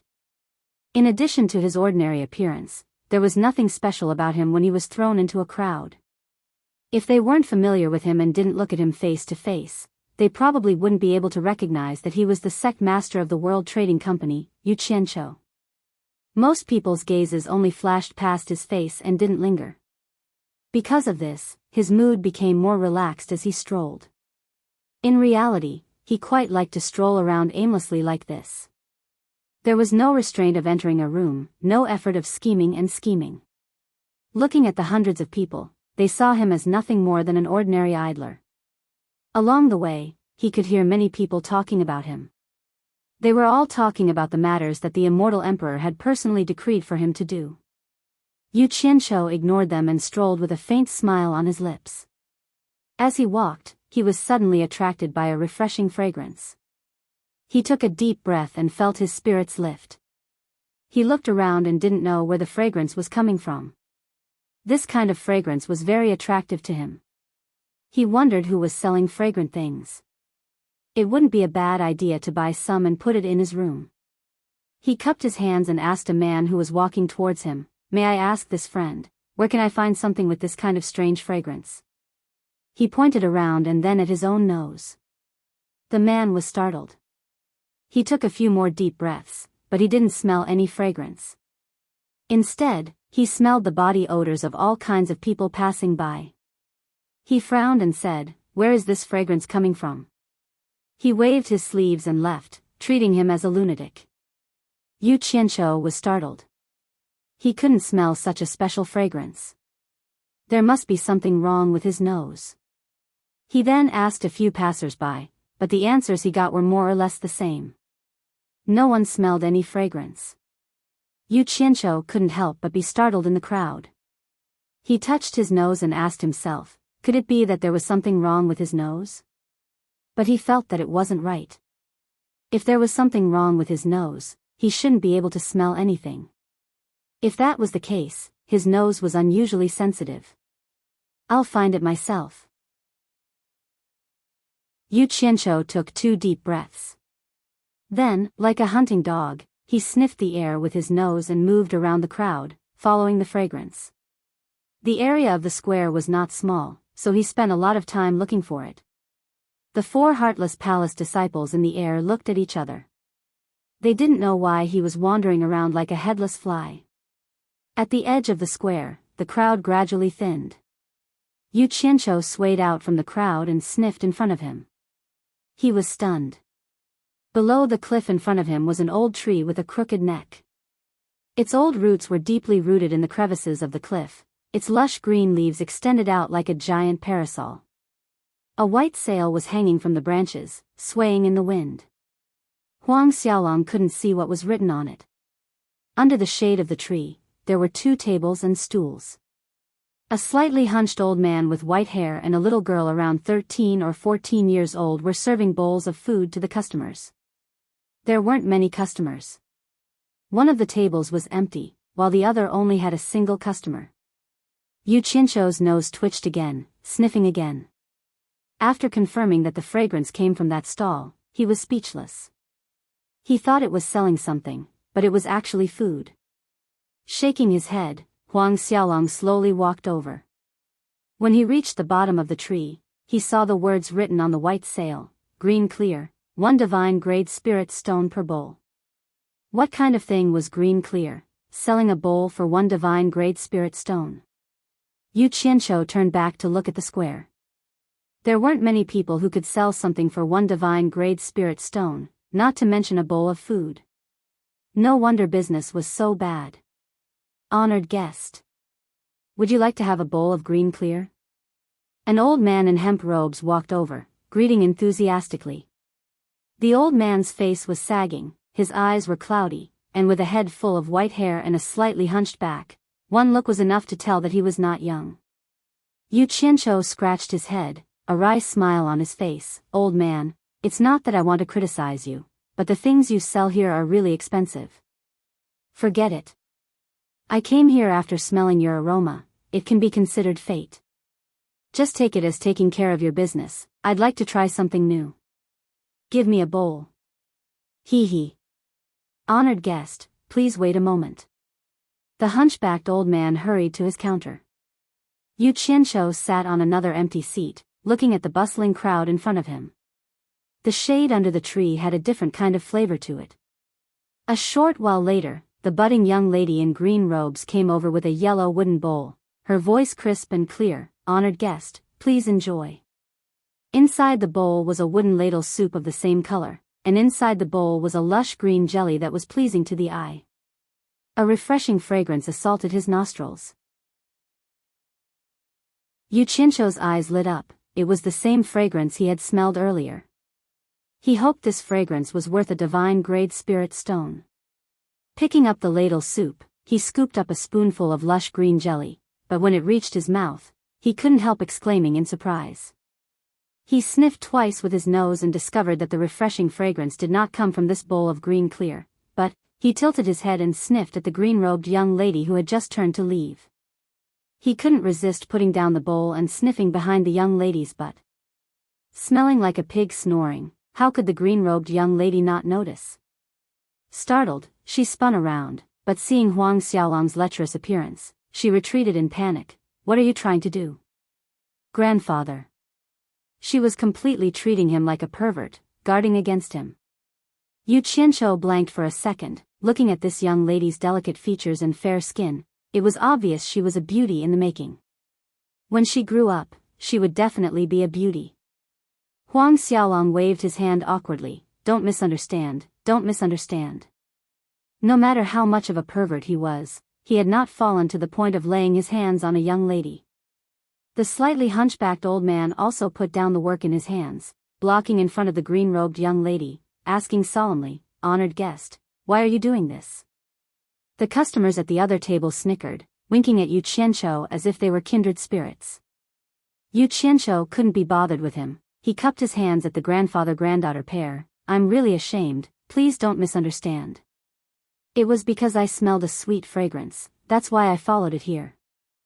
I thought it was the fragrance from the bowl, but when I picked up the bowl just now, I realized that the fragrance came from this young lady, so I couldn't help but sniff a few times. My apologies for being abrupt, please don't misunderstand."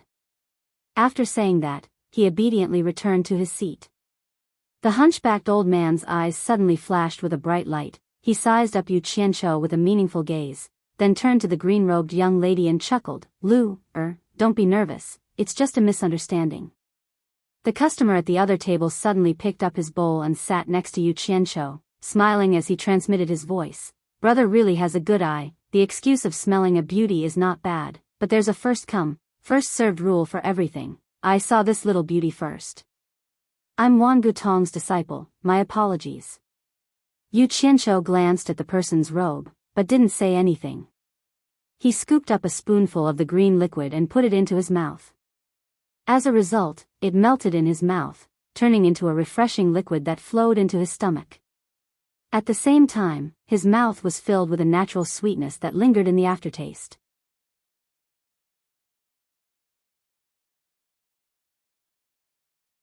Chapter 987. Yu Qianqiu agreed with Huang Xiaolong's reasoning.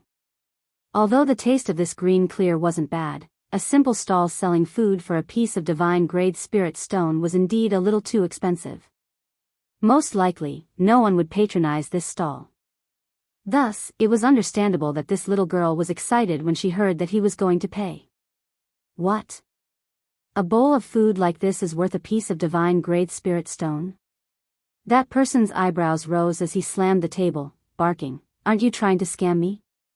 I'm Wan Gutong's disciple, how dare you scam me, are you tired of living?"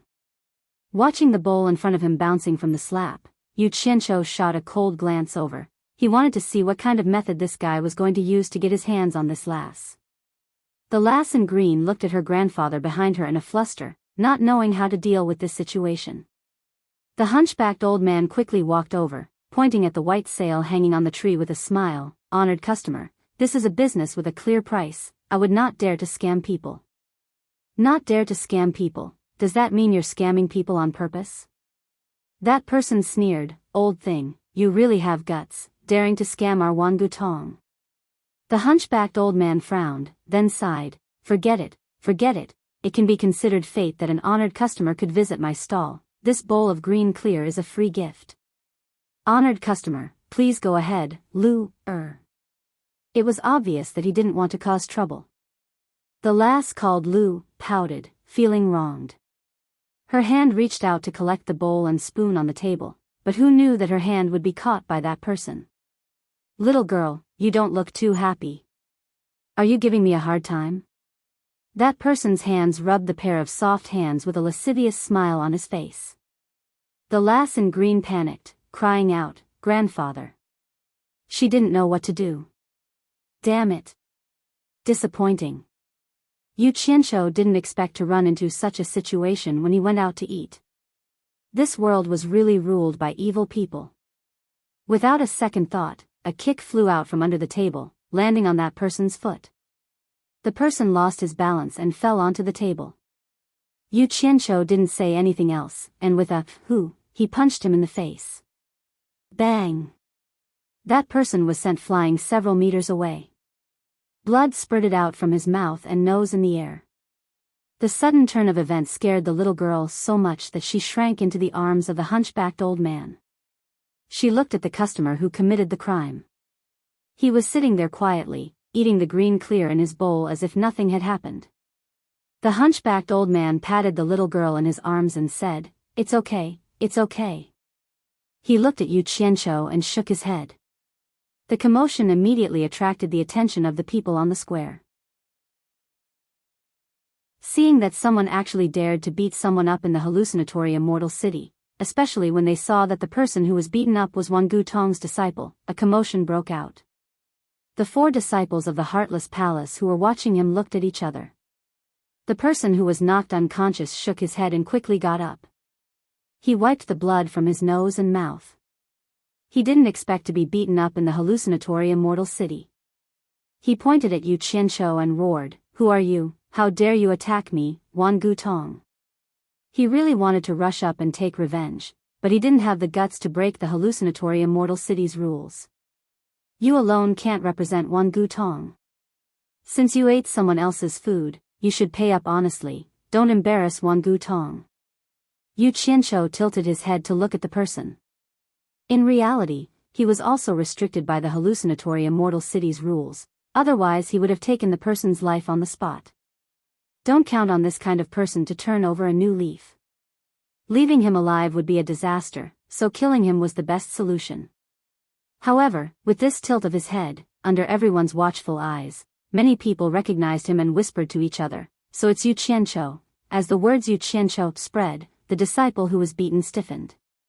Even though he had never seen Yu Qianqiu before, he knew that Yu Qianqiu had close ties with many of Wan Gutong's higher-ups. Especially Elder Wan Gutong, who was in charge of this place. He called Yu Qianqiu brother. Even Wan Wuxing's precious granddaughter, Wan Ling, had frequent dealings with Yu Qianqiu. The two of them had even held hands in the godly ruins realm. This was something that many people had seen with their own eyes.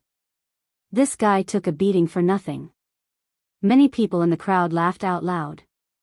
That Wan Gutong disciple rubbed the place where he was beaten, his eyes filled with resentment as he glared at Yu Qianqiu, but he dared not utter a word, turning around to leave with his tail between his legs. Who would have thought that Yu Qianqiu would harumph coldly, "Leave the money for the food to the boss before you leave. Don't tell me your Wan Gutong has the habit of eating and dashing." The resentment in that disciple's eyes deepened, but after rummaging through his storage bracelet, he discovered that there was still a gap to the amount of 1 divine-grade spirit stone. In truth, no matter which sect it was, to the higher-ups, a few 100 million or even a few billion divine-grade spirit stones were nothing, but to the disciples, 1 divine-grade spirit stone was not a small amount. After a brief moment of awkwardness, that disciple cupped his fists at Yu Qianqiu. "I hope, sect master, you can be magnanimous. Allow me to go back and retrieve the money." Yu Qianqiu turned around, silently eating his food by the spoonful, ignoring that disciple, letting him do as he saw fit. The hunchbacked old man smiled at that disciple. It's fine, 1 bowl of food, it's free, no charge." That disciple looked at Yu Qianqiu, gritting his teeth, and flew away without a word. As the saying goes, good news never goes out, but bad news travels 1,000 li. While the crowd was watching Yu Qianqiu slowly eating his food, whispers and whispers could be heard. Several lights flickered in the air. The Wan Gutong disciple who had just run away was dragged back by someone. The person in the lead was none other than the Wan Gutong elder overseeing this place, Wan Ge. Seeing Yu Qianqiu, Wan Ge broke out in laughter. "Sect Master Yu is indeed in a good mood, actually hiding here to enjoy delicious food." "It's not really in a good mood, just stealing half a day of leisure." Yu Qianqiu also laughed heartily, as if nothing had happened between the two of them. Wan Ge walked up to Yu Qianqiu, noticing the oily green stuff in his bowl. He clicked his tongue in surprise. "What is this stuff? How come I've never seen it before?" Then he waved his hand at the grandfather and grandson. "Come, give me a bowl too." He sat down opposite Yu Qianqiu. When the bowl of green clear food was placed on the table, Wan Ge took a small sip and nodded. "It really has a unique flavor." Then he put down the spoon in his hand, ready to get down to business. He looked at Yu Qianqiu with a wide smile. "I wonder what my sect's disciple did to offend you, making you, great sect master Yu, personally make a move." "I've already brought the person here. Have him apologize to you?" Both of them were smart people. it was easy to understand the meaning behind Wang Gei's words. On the surface, Wang Gei said he was here to apologize, but in reality, he was here to ask, "You injured my Wan Gu Tong's disciple just for a piece of divine grade treasure? Aren't you not giving my Wan Gu Tong face?" Wang Gei also understood that he couldn't do anything to Yu Qianqiu, but as the sect master overseeing this place, if he didn't say anything when his disciple was beaten up, he would lose face. He also believed that Yu Qianqiu was not an idiot, he would at least give him some face and let him step down. Who would have thought that Yu Qianqiu would tilt his head to look at the disciple, nonchalantly saying, "There's no need for an apology." In my opinion, this kind of shameless disciple is a scourge if you keep him around, and it's also a disgrace to you, Wan Gu Tong. Why don't you just kill him and end all troubles once and for all? The moment Wang Gei said that, the disciple panicked, looking nervously at Wang Gei. Wang Gei's face tightened slightly, his voice solemn. "Sect master use words, I don't understand." "Then why don't you ask him what he did?" Yu Qianqiu harumphed coldly, snickering coldly as he said, "The food is clearly priced. You can choose not to eat it if you don't have money. It's not like it's something you can't live without. It doesn't matter if you don't have money to eat it. With your face as Elder One overseeing this place, I'll pay for it on his behalf without him even asking." What's more hateful is that he actually accused Wang Gei of swindling people, saying that Wang Gei's guts aren't small, daring to swindle Wan Gu Tong's people, using this as a pretext to grope the little girl in front of everyone, and even treating this old man like he's the same kind of trash. This is intolerable. Luckily this happened in the hallucinatory Immortal City, otherwise this old man would have killed him on the spot. So that's how it is. The surrounding crowd hissed. Wang Gei tilted his head, glaring coldly at the disciple, barking, "Is sect master Yu's words true?" "I..." The disciple stuttered with fear, stammering. Wang Gei sneered, "You really dare to give our Wan Gu Tong face, cripple his cultivation, and request the sect master to expel him from the sect?" Being the overseer of this place, he had the authority to enforce the law, but he didn't have the authority to expel a disciple from the sect. "I know I was wrong, Elder, spare me, ah." A miserable shriek rang out, the disciple wilted on the spot. His dantian was shattered by an expert from the same sect, his cultivation was crippled, and he was carried away by the other sect master. In the immortal world, this was merely the tragic end of a small fry that couldn't even cause a ripple. To those big shots, for the sake of their own reputation or the reputation of their organization, or for other reasons, the lives of small fries were nothing more than something they could casually take, not worth mentioning. However, it was enough to make those small fries tremble with fear, thinking that Wan Gu Tong was strict in enforcing the law, but in truth, there were countless disciples like this in the big sections. That disciple was just unlucky enough to run into Yu Qianqiu's hands. The little girl in green who was hiding behind her grandfather would occasionally poke her head out to look at Yu Qianqiu, her eyes brimming with curiosity. Wang Gei waved his hand, the other disciples immediately turned into streaks of light and left. With a wave of his hand, this matter was over. Wang Gei then asked curiously, "Sect Master Yu, I heard that the Immortal Emperor personally sent a decree to you, I wonder if it's true?" The people who were watching the commotion all perked up their ears. "It's just a rumor." Yu Qianqiu waved his hand humbly. At this time, 3 more golden streaks of light appeared, the one in the lead was the Great Bright Wheel. Yu Qianqiu and Wang Gei immediately stood up, bowing respectfully, "Greetings to the Great Bright Wheel Master." The surroundings instantly fell into silence. The Great Bright Wheel snorted coldly, "Yu Qianqiu, you really have guts, actually daring to hit people in my hallucinatory Immortal City." Just when everyone was thinking that Yu Qianqiu was going to be out of luck, the Great Bright Wheel's hand behind the Great Bright Wheel's back dropped, slapping 2 items onto the table, saying indifferently, "I've already brought the items you wanted. Today, on account of the Immortal Emperor, I won't argue with you, but if there's a next time, I won't let you off so easily."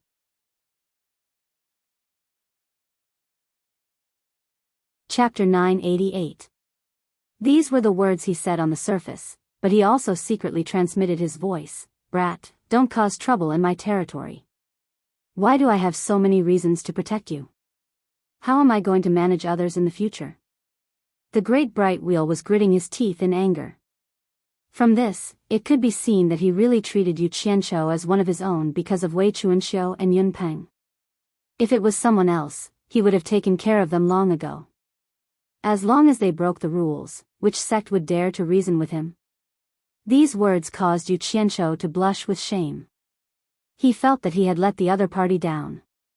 He wanted to say something to defend himself, but the great bright will only let out a cold harumph. The 3 rays of light flew back to the Merchant Association. The surroundings were completely silent. The great bright wheel's words shocked everyone. The meaning of, for the immortal emperor's sake, undoubtedly proved the rumors in the hallucinatory immortal city. It confirmed that Yu Qianqiu had indeed received the immortal emperor's decree to carry out a mission. At this moment, all sorts of expressions appeared on everyone's faces. Most of them were envious. Actually, Yu Qianqiu was a little surprised that the Great Bright Will brought out the immortal emperor. He didn't know that the Great Bright Will was not only helping him cover up the fight in the hallucinatory immortal city, it was also helping him get rid of some troubles, such as the Heartless Palace. This was the brilliance of the Great Bright Wheel. He could guarantee his own position and help his own people without leaving any traces. At this moment, everyone's eyes were on the 2 items that the Great Bright Will threw on the table. A storage bracelet and a token. Wang Gei stood in front and immediately recognized what this token was. He immediately said in shock, "Netherworld token?" He looked at Yu Qianqiu in confusion. He didn't know why the Great Bright Will gave this to him. So this was the Netherworld token. Yu Qianqiu picked up the palm-sized token on the table and looked at it. There was a mix of gold and black. He used the metal seal to check and found that it was actually a mix of nether iron and gold. The design of the token was actually very simple. It was surrounded by cloud patterns, and one side was engraved with the word Immortal, while the other side was engraved with the word Nether. However, the proportion of nether iron and gold mixed together was so well proportioned that even an average refiner would find it difficult to achieve. Yu Qianqiu even suspected that the person who made this token was also proficient in the gold incantation art. However, after thinking about it, he felt that it was unlikely.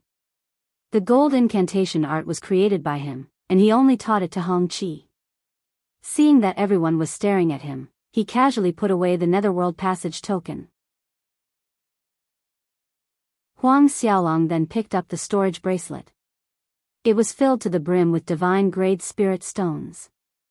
Without even counting, one storage bracelet could hold exactly 10 billion spirit stones. The Immortal Palace was so rich, yet they only gave 10 billion. How stingy! Yu Qianqiu muttered under his breath, then took out a handful of divine-grade spirit stones and put away the storage bracelet.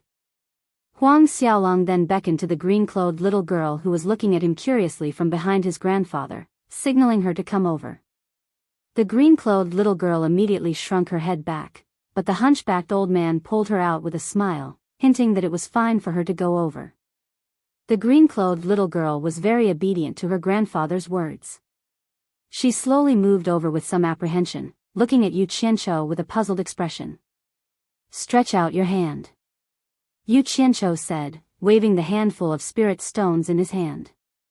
The green-clothed little girl's eyes lit up. Biting her lower lip, she obediently stretched out her delicate little hand, her 5 fingers adorable and delicate. 2 hands. Yu Qianqiu laughed heartily. The little girl obediently stretched out her hands, and all the spirit stones in Yu Qianqiu's hands were put into her hands. She held the spirit stones in her hands, and without saying anything, she excitedly ran back to her grandfather's side. "It's too much, I don't need so much," the hunchbacked old man said fearfully, signaling the little girl to return the extra spirit stones to Yu Qianqiu. "Causing trouble for you, it's only right." Yu Qianqiu nodded at Wang Gei, then the 2 of them turned into a streak of light and flew away. As the 2 of them left, the onlookers went about their own business, whispering to each other about the immortal emperor's decree to Yu Qianqiu. No one cared about the ordinary grandfather-granddaughter duo.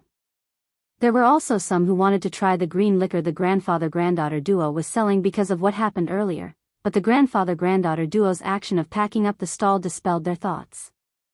The hunchbacked old man kept all the things on the stall into his storage bracelet, then pulled his granddaughter and flew out of the hallucinatory immortal city at a moderate pace. Many people only raised their heads to take a glance, then continued with their own business. To most people, there was nothing to be concerned about small fries, and they were even dismissive of them. What they were interested in were the interesting things that happened between the big shots. In a remote valley far away from the hallucinatory immortal city, the mountains were barren, the vegetation was barren, and the rocks were craggy. However, it seemed very quiet. The grandfather-granddaughter duo landed on the ground and slowly walked into the depths of the valley. As they walked, a wooden staff suddenly appeared in the hunchbacked old man's swinging hand. The wooden staff seemed to be made from two entangled tree roots, and the brown wooden staff's head was like a large ganoderma, which looked very strange.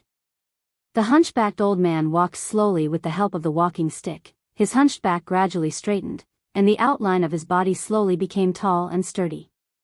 A cool mountain breeze blew over, and his white hair and beard gently fluttered. The drooping skin on his face silently tightened, and his complexion became rosy and smooth. His turbid eyes suddenly became clear and transparent, and his determined eyes revealed the vicissitudes and wisdom of seeing through the mortal world. At this moment, anyone could tell that he was the hunchbacked old man who bowed and scraped in the hallucinatory immortal city. The aura between the two of them instantly became like two different people. Two images, one was like a poor old man who was living a destitute life, and the other was like an earth immortal who possessed great wisdom and transcended the mortal world. Unfortunately, no one could see the changes that occurred to the old man. In fact, if the old man didn't want others to see it, then how many people in this world could? On the other hand, the green-clothed little girl didn't show the slightest change. However, she wasn't surprised by the change in her grandfather, and it was obvious that she was used to it. Her green dress fluttered in the wind as she happily skipped through the craggy valley as if she was walking on flat ground. The wind fluttered her green dress, and she seemed like a celestial child that had descended to the mortal world. She played with two black spirit stones in her hands, and she occasionally raised her head to block the spirit stones in front of her eyes to look at the blue sky. She would occasionally let out a cheerful chuckle. "Grandfather, when are we going to set up the stall again?" The green-clothed little girl suddenly tilted her head and asked. The sturdy old man, who was walking with the crutch, suddenly stopped and looked at the little girl who was skipping happily in front of him with a complicated expression. The green-clothed little girl suddenly realized that her grandfather's figure had disappeared from her side. She stopped abruptly and turned her head to look. Seeing that her grandfather had stopped moving, she happily skipped back again. She pulled on her grandfather's crutch and asked curiously, "Grandfather, why aren't you walking?" The old man smiled faintly and said, "Lu Air, do you like to play in the world?" The little girl called Lu Air tilted her head and thought for a while. She nodded her head innocently and said, "I like it." "Why do you like it?" "Because there are a lot of people. It's very lively." Lu Air waved her hands and made a gesture of many people. "There are a lot of people. Aren't you afraid of meeting the bad guys that grandfather told you about? Like the bad guys who didn't pay for your food and scared you. But there are also good people." Lu Air held a spirit stone in each hand and waved it with a smile that was like a flower. She said, "That person called you Qianqiu is a good person. A good person will help me beat up a bad person." As she said that, she made a trumpet shape with her hands and shouted towards the valley in the distance, "You Qianqiu, you are a good person." Somewhere in the distance, someone was talking to someone when he suddenly sneezed and cursed, F***ck. "Who is cursing me? It must be that old bastard Grey Cloud Xian." After a cheerful shout, Lu happily jumped onto a rock. She spread her arms wide open on the rock and danced around in circles while giggling. She looked innocent and pure.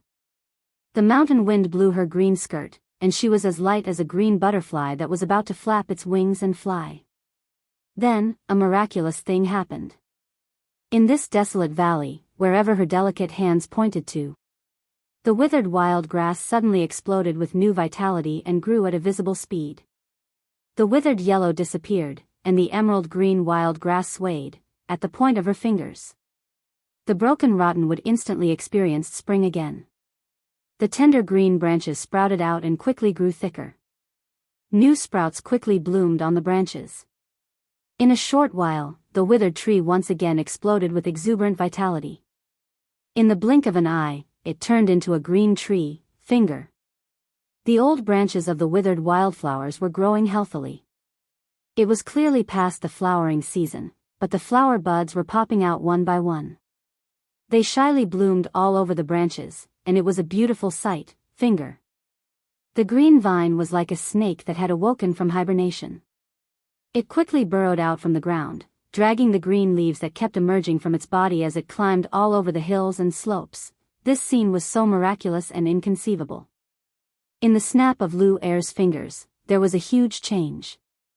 With her as the center, the desolate valley was overflowing with spring in the blink of an eye. Green trees formed shade, fragrant grass covered the ground, and hundreds of flowers bloomed. The desolate valley became a green field, making people feel relaxed and happy.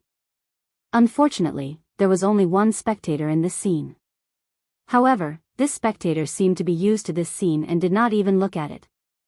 He pointed the wooden staff in his hand at the ground in front of him and said, "Lu Er, stop messing around." The cheerful Lu Er stuck out her tongue and jumped down from the rock. She obediently stood at the place her grandfather pointed at. The old man frowned and said, "Lu Er, remember this. In the future, without my permission, you are not allowed to run out again. Especially you are not allowed to see that person called you Qianqiu again." Lu Er blinked and asked doubtfully, "Why?" The old man said with a serious expression, "Because he is the worst person.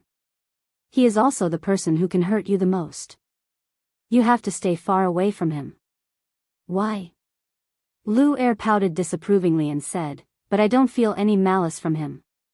When the old man heard this, he immediately raised his wooden cane and tapped it on Lu Er's forehead. He warned solemnly, "Lu Er, remember this. Anyone who can smell the fragrance on your body is a bad person. These people are not ordinary people. They will cause you great harm. You have to stay far away from them. Remember?"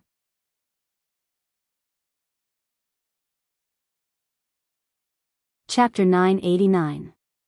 Is there a fragrance on my body? Lu Er raised her arm and sniffed. She avoided the main point and said, "Why can't I smell it?" Dong. This time, the old man unceremoniously knocked Lu Er's head with his cane, causing her to cover her head and cry. The old man said angrily, "Even if you're curious, there must be a bottom line. You were bribed by him with a few spirit stones. Grandpa has lived for so long and has seen too much. Don't you know what's good and what's bad? Do you think Grandpa will lie to you? Remember Grandpa's words, stay away from that person called you Qianqiu. He's very dangerous. If you dare to disobey Grandpa, Grandpa will never let you come out to play." "Oh," Lu Er said dejectedly. The old man wanted to scold her again, but he suddenly looked around and frowned. "You little girl, you're messing around. You leaked the spiritual energy of heaven and earth and alarmed someone. Let's go back first to avoid chattering." He raised his staff and pointed at the empty air. The air in front of the two of them immediately faintly rippled with a pale green profound light. The old man grabbed Lu Er's arm and stepped into the profound light. The two of them immediately disappeared without a trace. The door of light disappeared into the air, and the valley was empty. Not long after the two of them disappeared, a golden light flashed in the distant sky. It was frighteningly fast, and in the blink of an eye, it landed in the valley. The newcomer stood steadily on the rock that Lu Er had just been dancing on. He wore a gorgeous golden robe embroidered with a sea of coiling dragons and clouds. He wore a hollowed-out golden crown with complicated patterns. Two thick eyebrows slanted to the left and right of his forehead. His nose was straight like an eagle's hook, and his lips were thin like two blades. His entire body was covered in a thin layer of golden light that was like a curling mist, making people feel intimidated. His entire person was imposing, and his slender eyes emitted a cold light that could take one's soul. The newcomer's cold gaze quickly scanned the entire valley. His perception quickly enveloped the entire valley like a tide. The nearby plants and flowers moved without wind, rising and falling like waves. However, he did not discover anything. Of course, it was not that he did not discover anything unusual. The two ends of the valley were barren. Only the area around him was overflowing with greenery. One look and he knew something was strange. I thought you called me out to meet. Strange.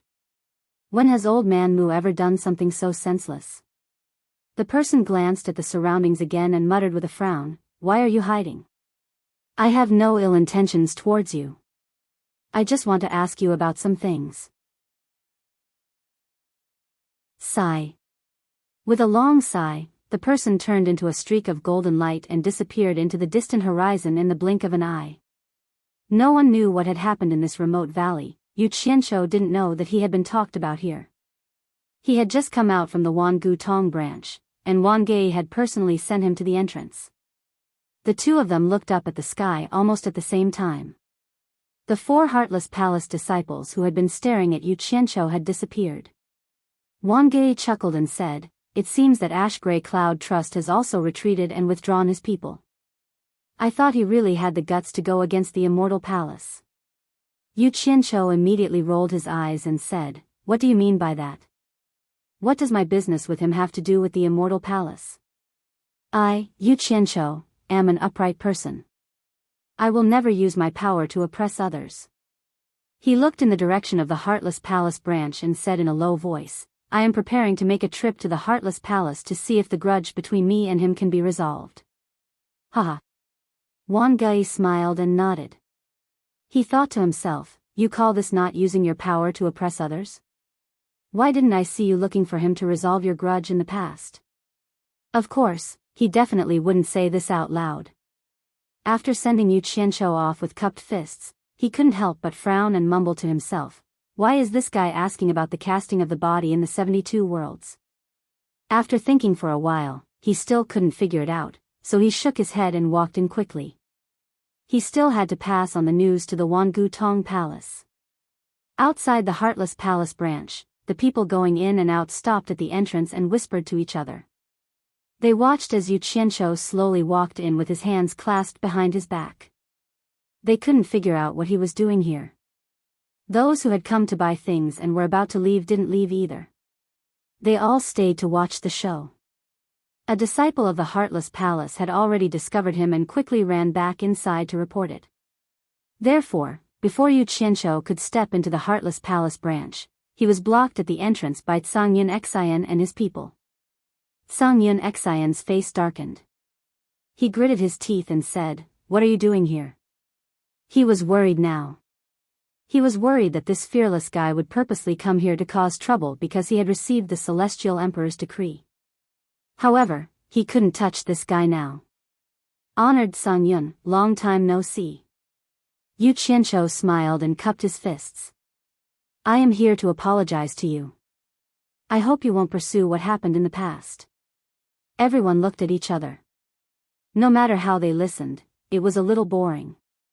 Zhang Yunxian's face darkened. He snorted and said, don't give me that. If you have something to say, say it. If you have anything to say, say it. He didn't believe that this guy was here to apologize. Moreover, the grudge between them wasn't something that could be resolved with just an apology. Yu Qianqiu looked at the people behind him. He turned back and said with a smile, look at this public place.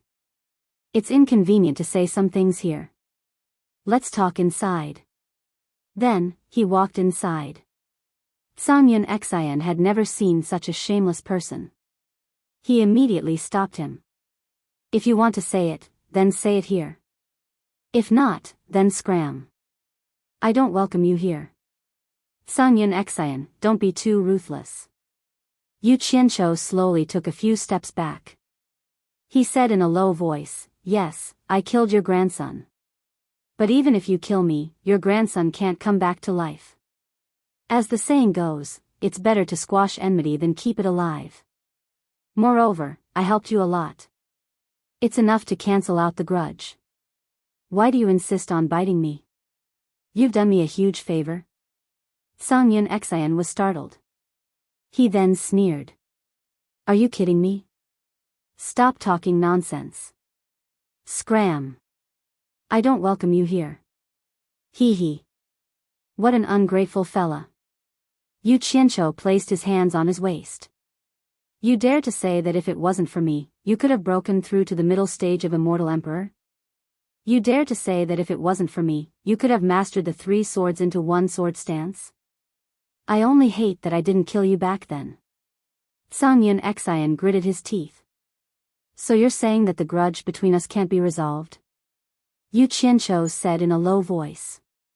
Songyun Xian shouted. That's right. Forget it.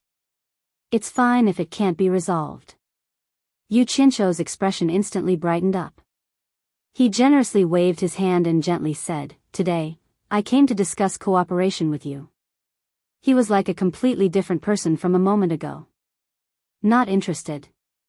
Songyun Xian couldn't be bothered to talk nonsense with this fella. He turned and walked into the hall. He said, Disciples of Heartless Palace, listen up. Don't let him in.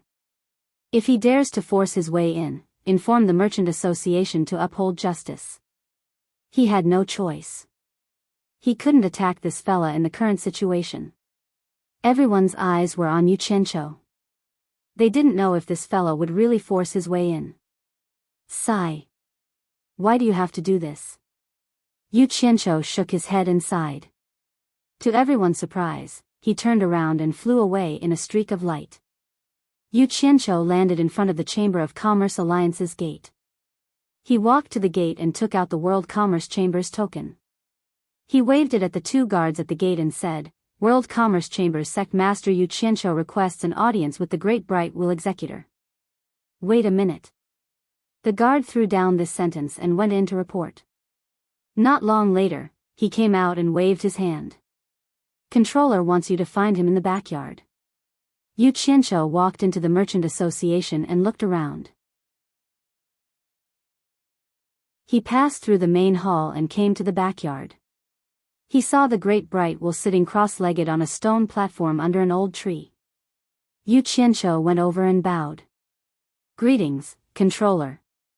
The Great Bright Will slowly opened its eyes and looked at him. It frowned. Why do you want to see me? I'm warning you, don't think you can swindle the Immortal Palace just because you received the Immortal Emperor's decree. You'll die a horrible death sooner or later. He guessed that this fella didn't come here for anything good. Maybe it was to ask for something. What are you saying? Am I the kind of person who wants a yard after taking an inch? Yu Qianqiu smiled. Deming Luan snorted noncommittally and said indifferently, If you have something to say it quickly. It's like this. Yu Qianqiu rubbed his hands and laughed.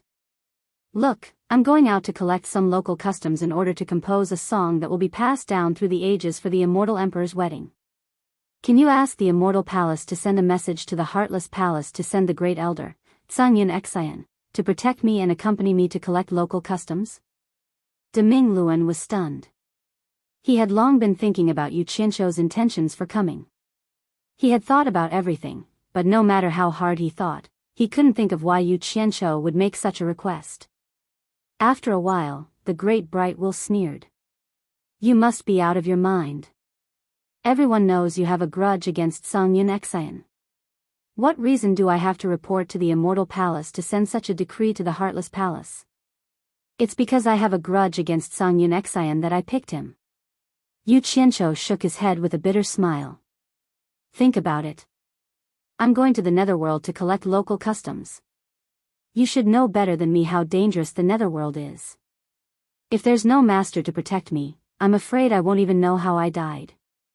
Most importantly, it's easy to dodge a spear in the open but hard to guard against a stab in the dark. I'm afraid that there's someone in a high position who doesn't dare to make a move against me in the celestial world but will do something to me in the Netherworld. If the Immortal Palace sends Songyun Xian to protect me and something happens to me in the Netherworld and ruin the Immortal Emperor's plan, he won't be able to escape punishment. Plus, I'm always on edge thinking that there's a master who wants to do something to me. I can't concentrate on composing a song for the Immortal Emperor. In short, he was the most reasonable person in the world. The reason why he went to talk to Songyun Exayan about reconciliation and cooperation was to get Songyun Exayan to protect him. Who knew that Songyun Exayan wouldn't even give him a chance to continue talking? So he asked the Great Bright Wool to ask the Immortal Palace to pressure the Heartless Palace. You're tuning in to the Romantic Tales YouTube channel. Don't forget to subscribe and join us on this journey to catch the most captivating stories.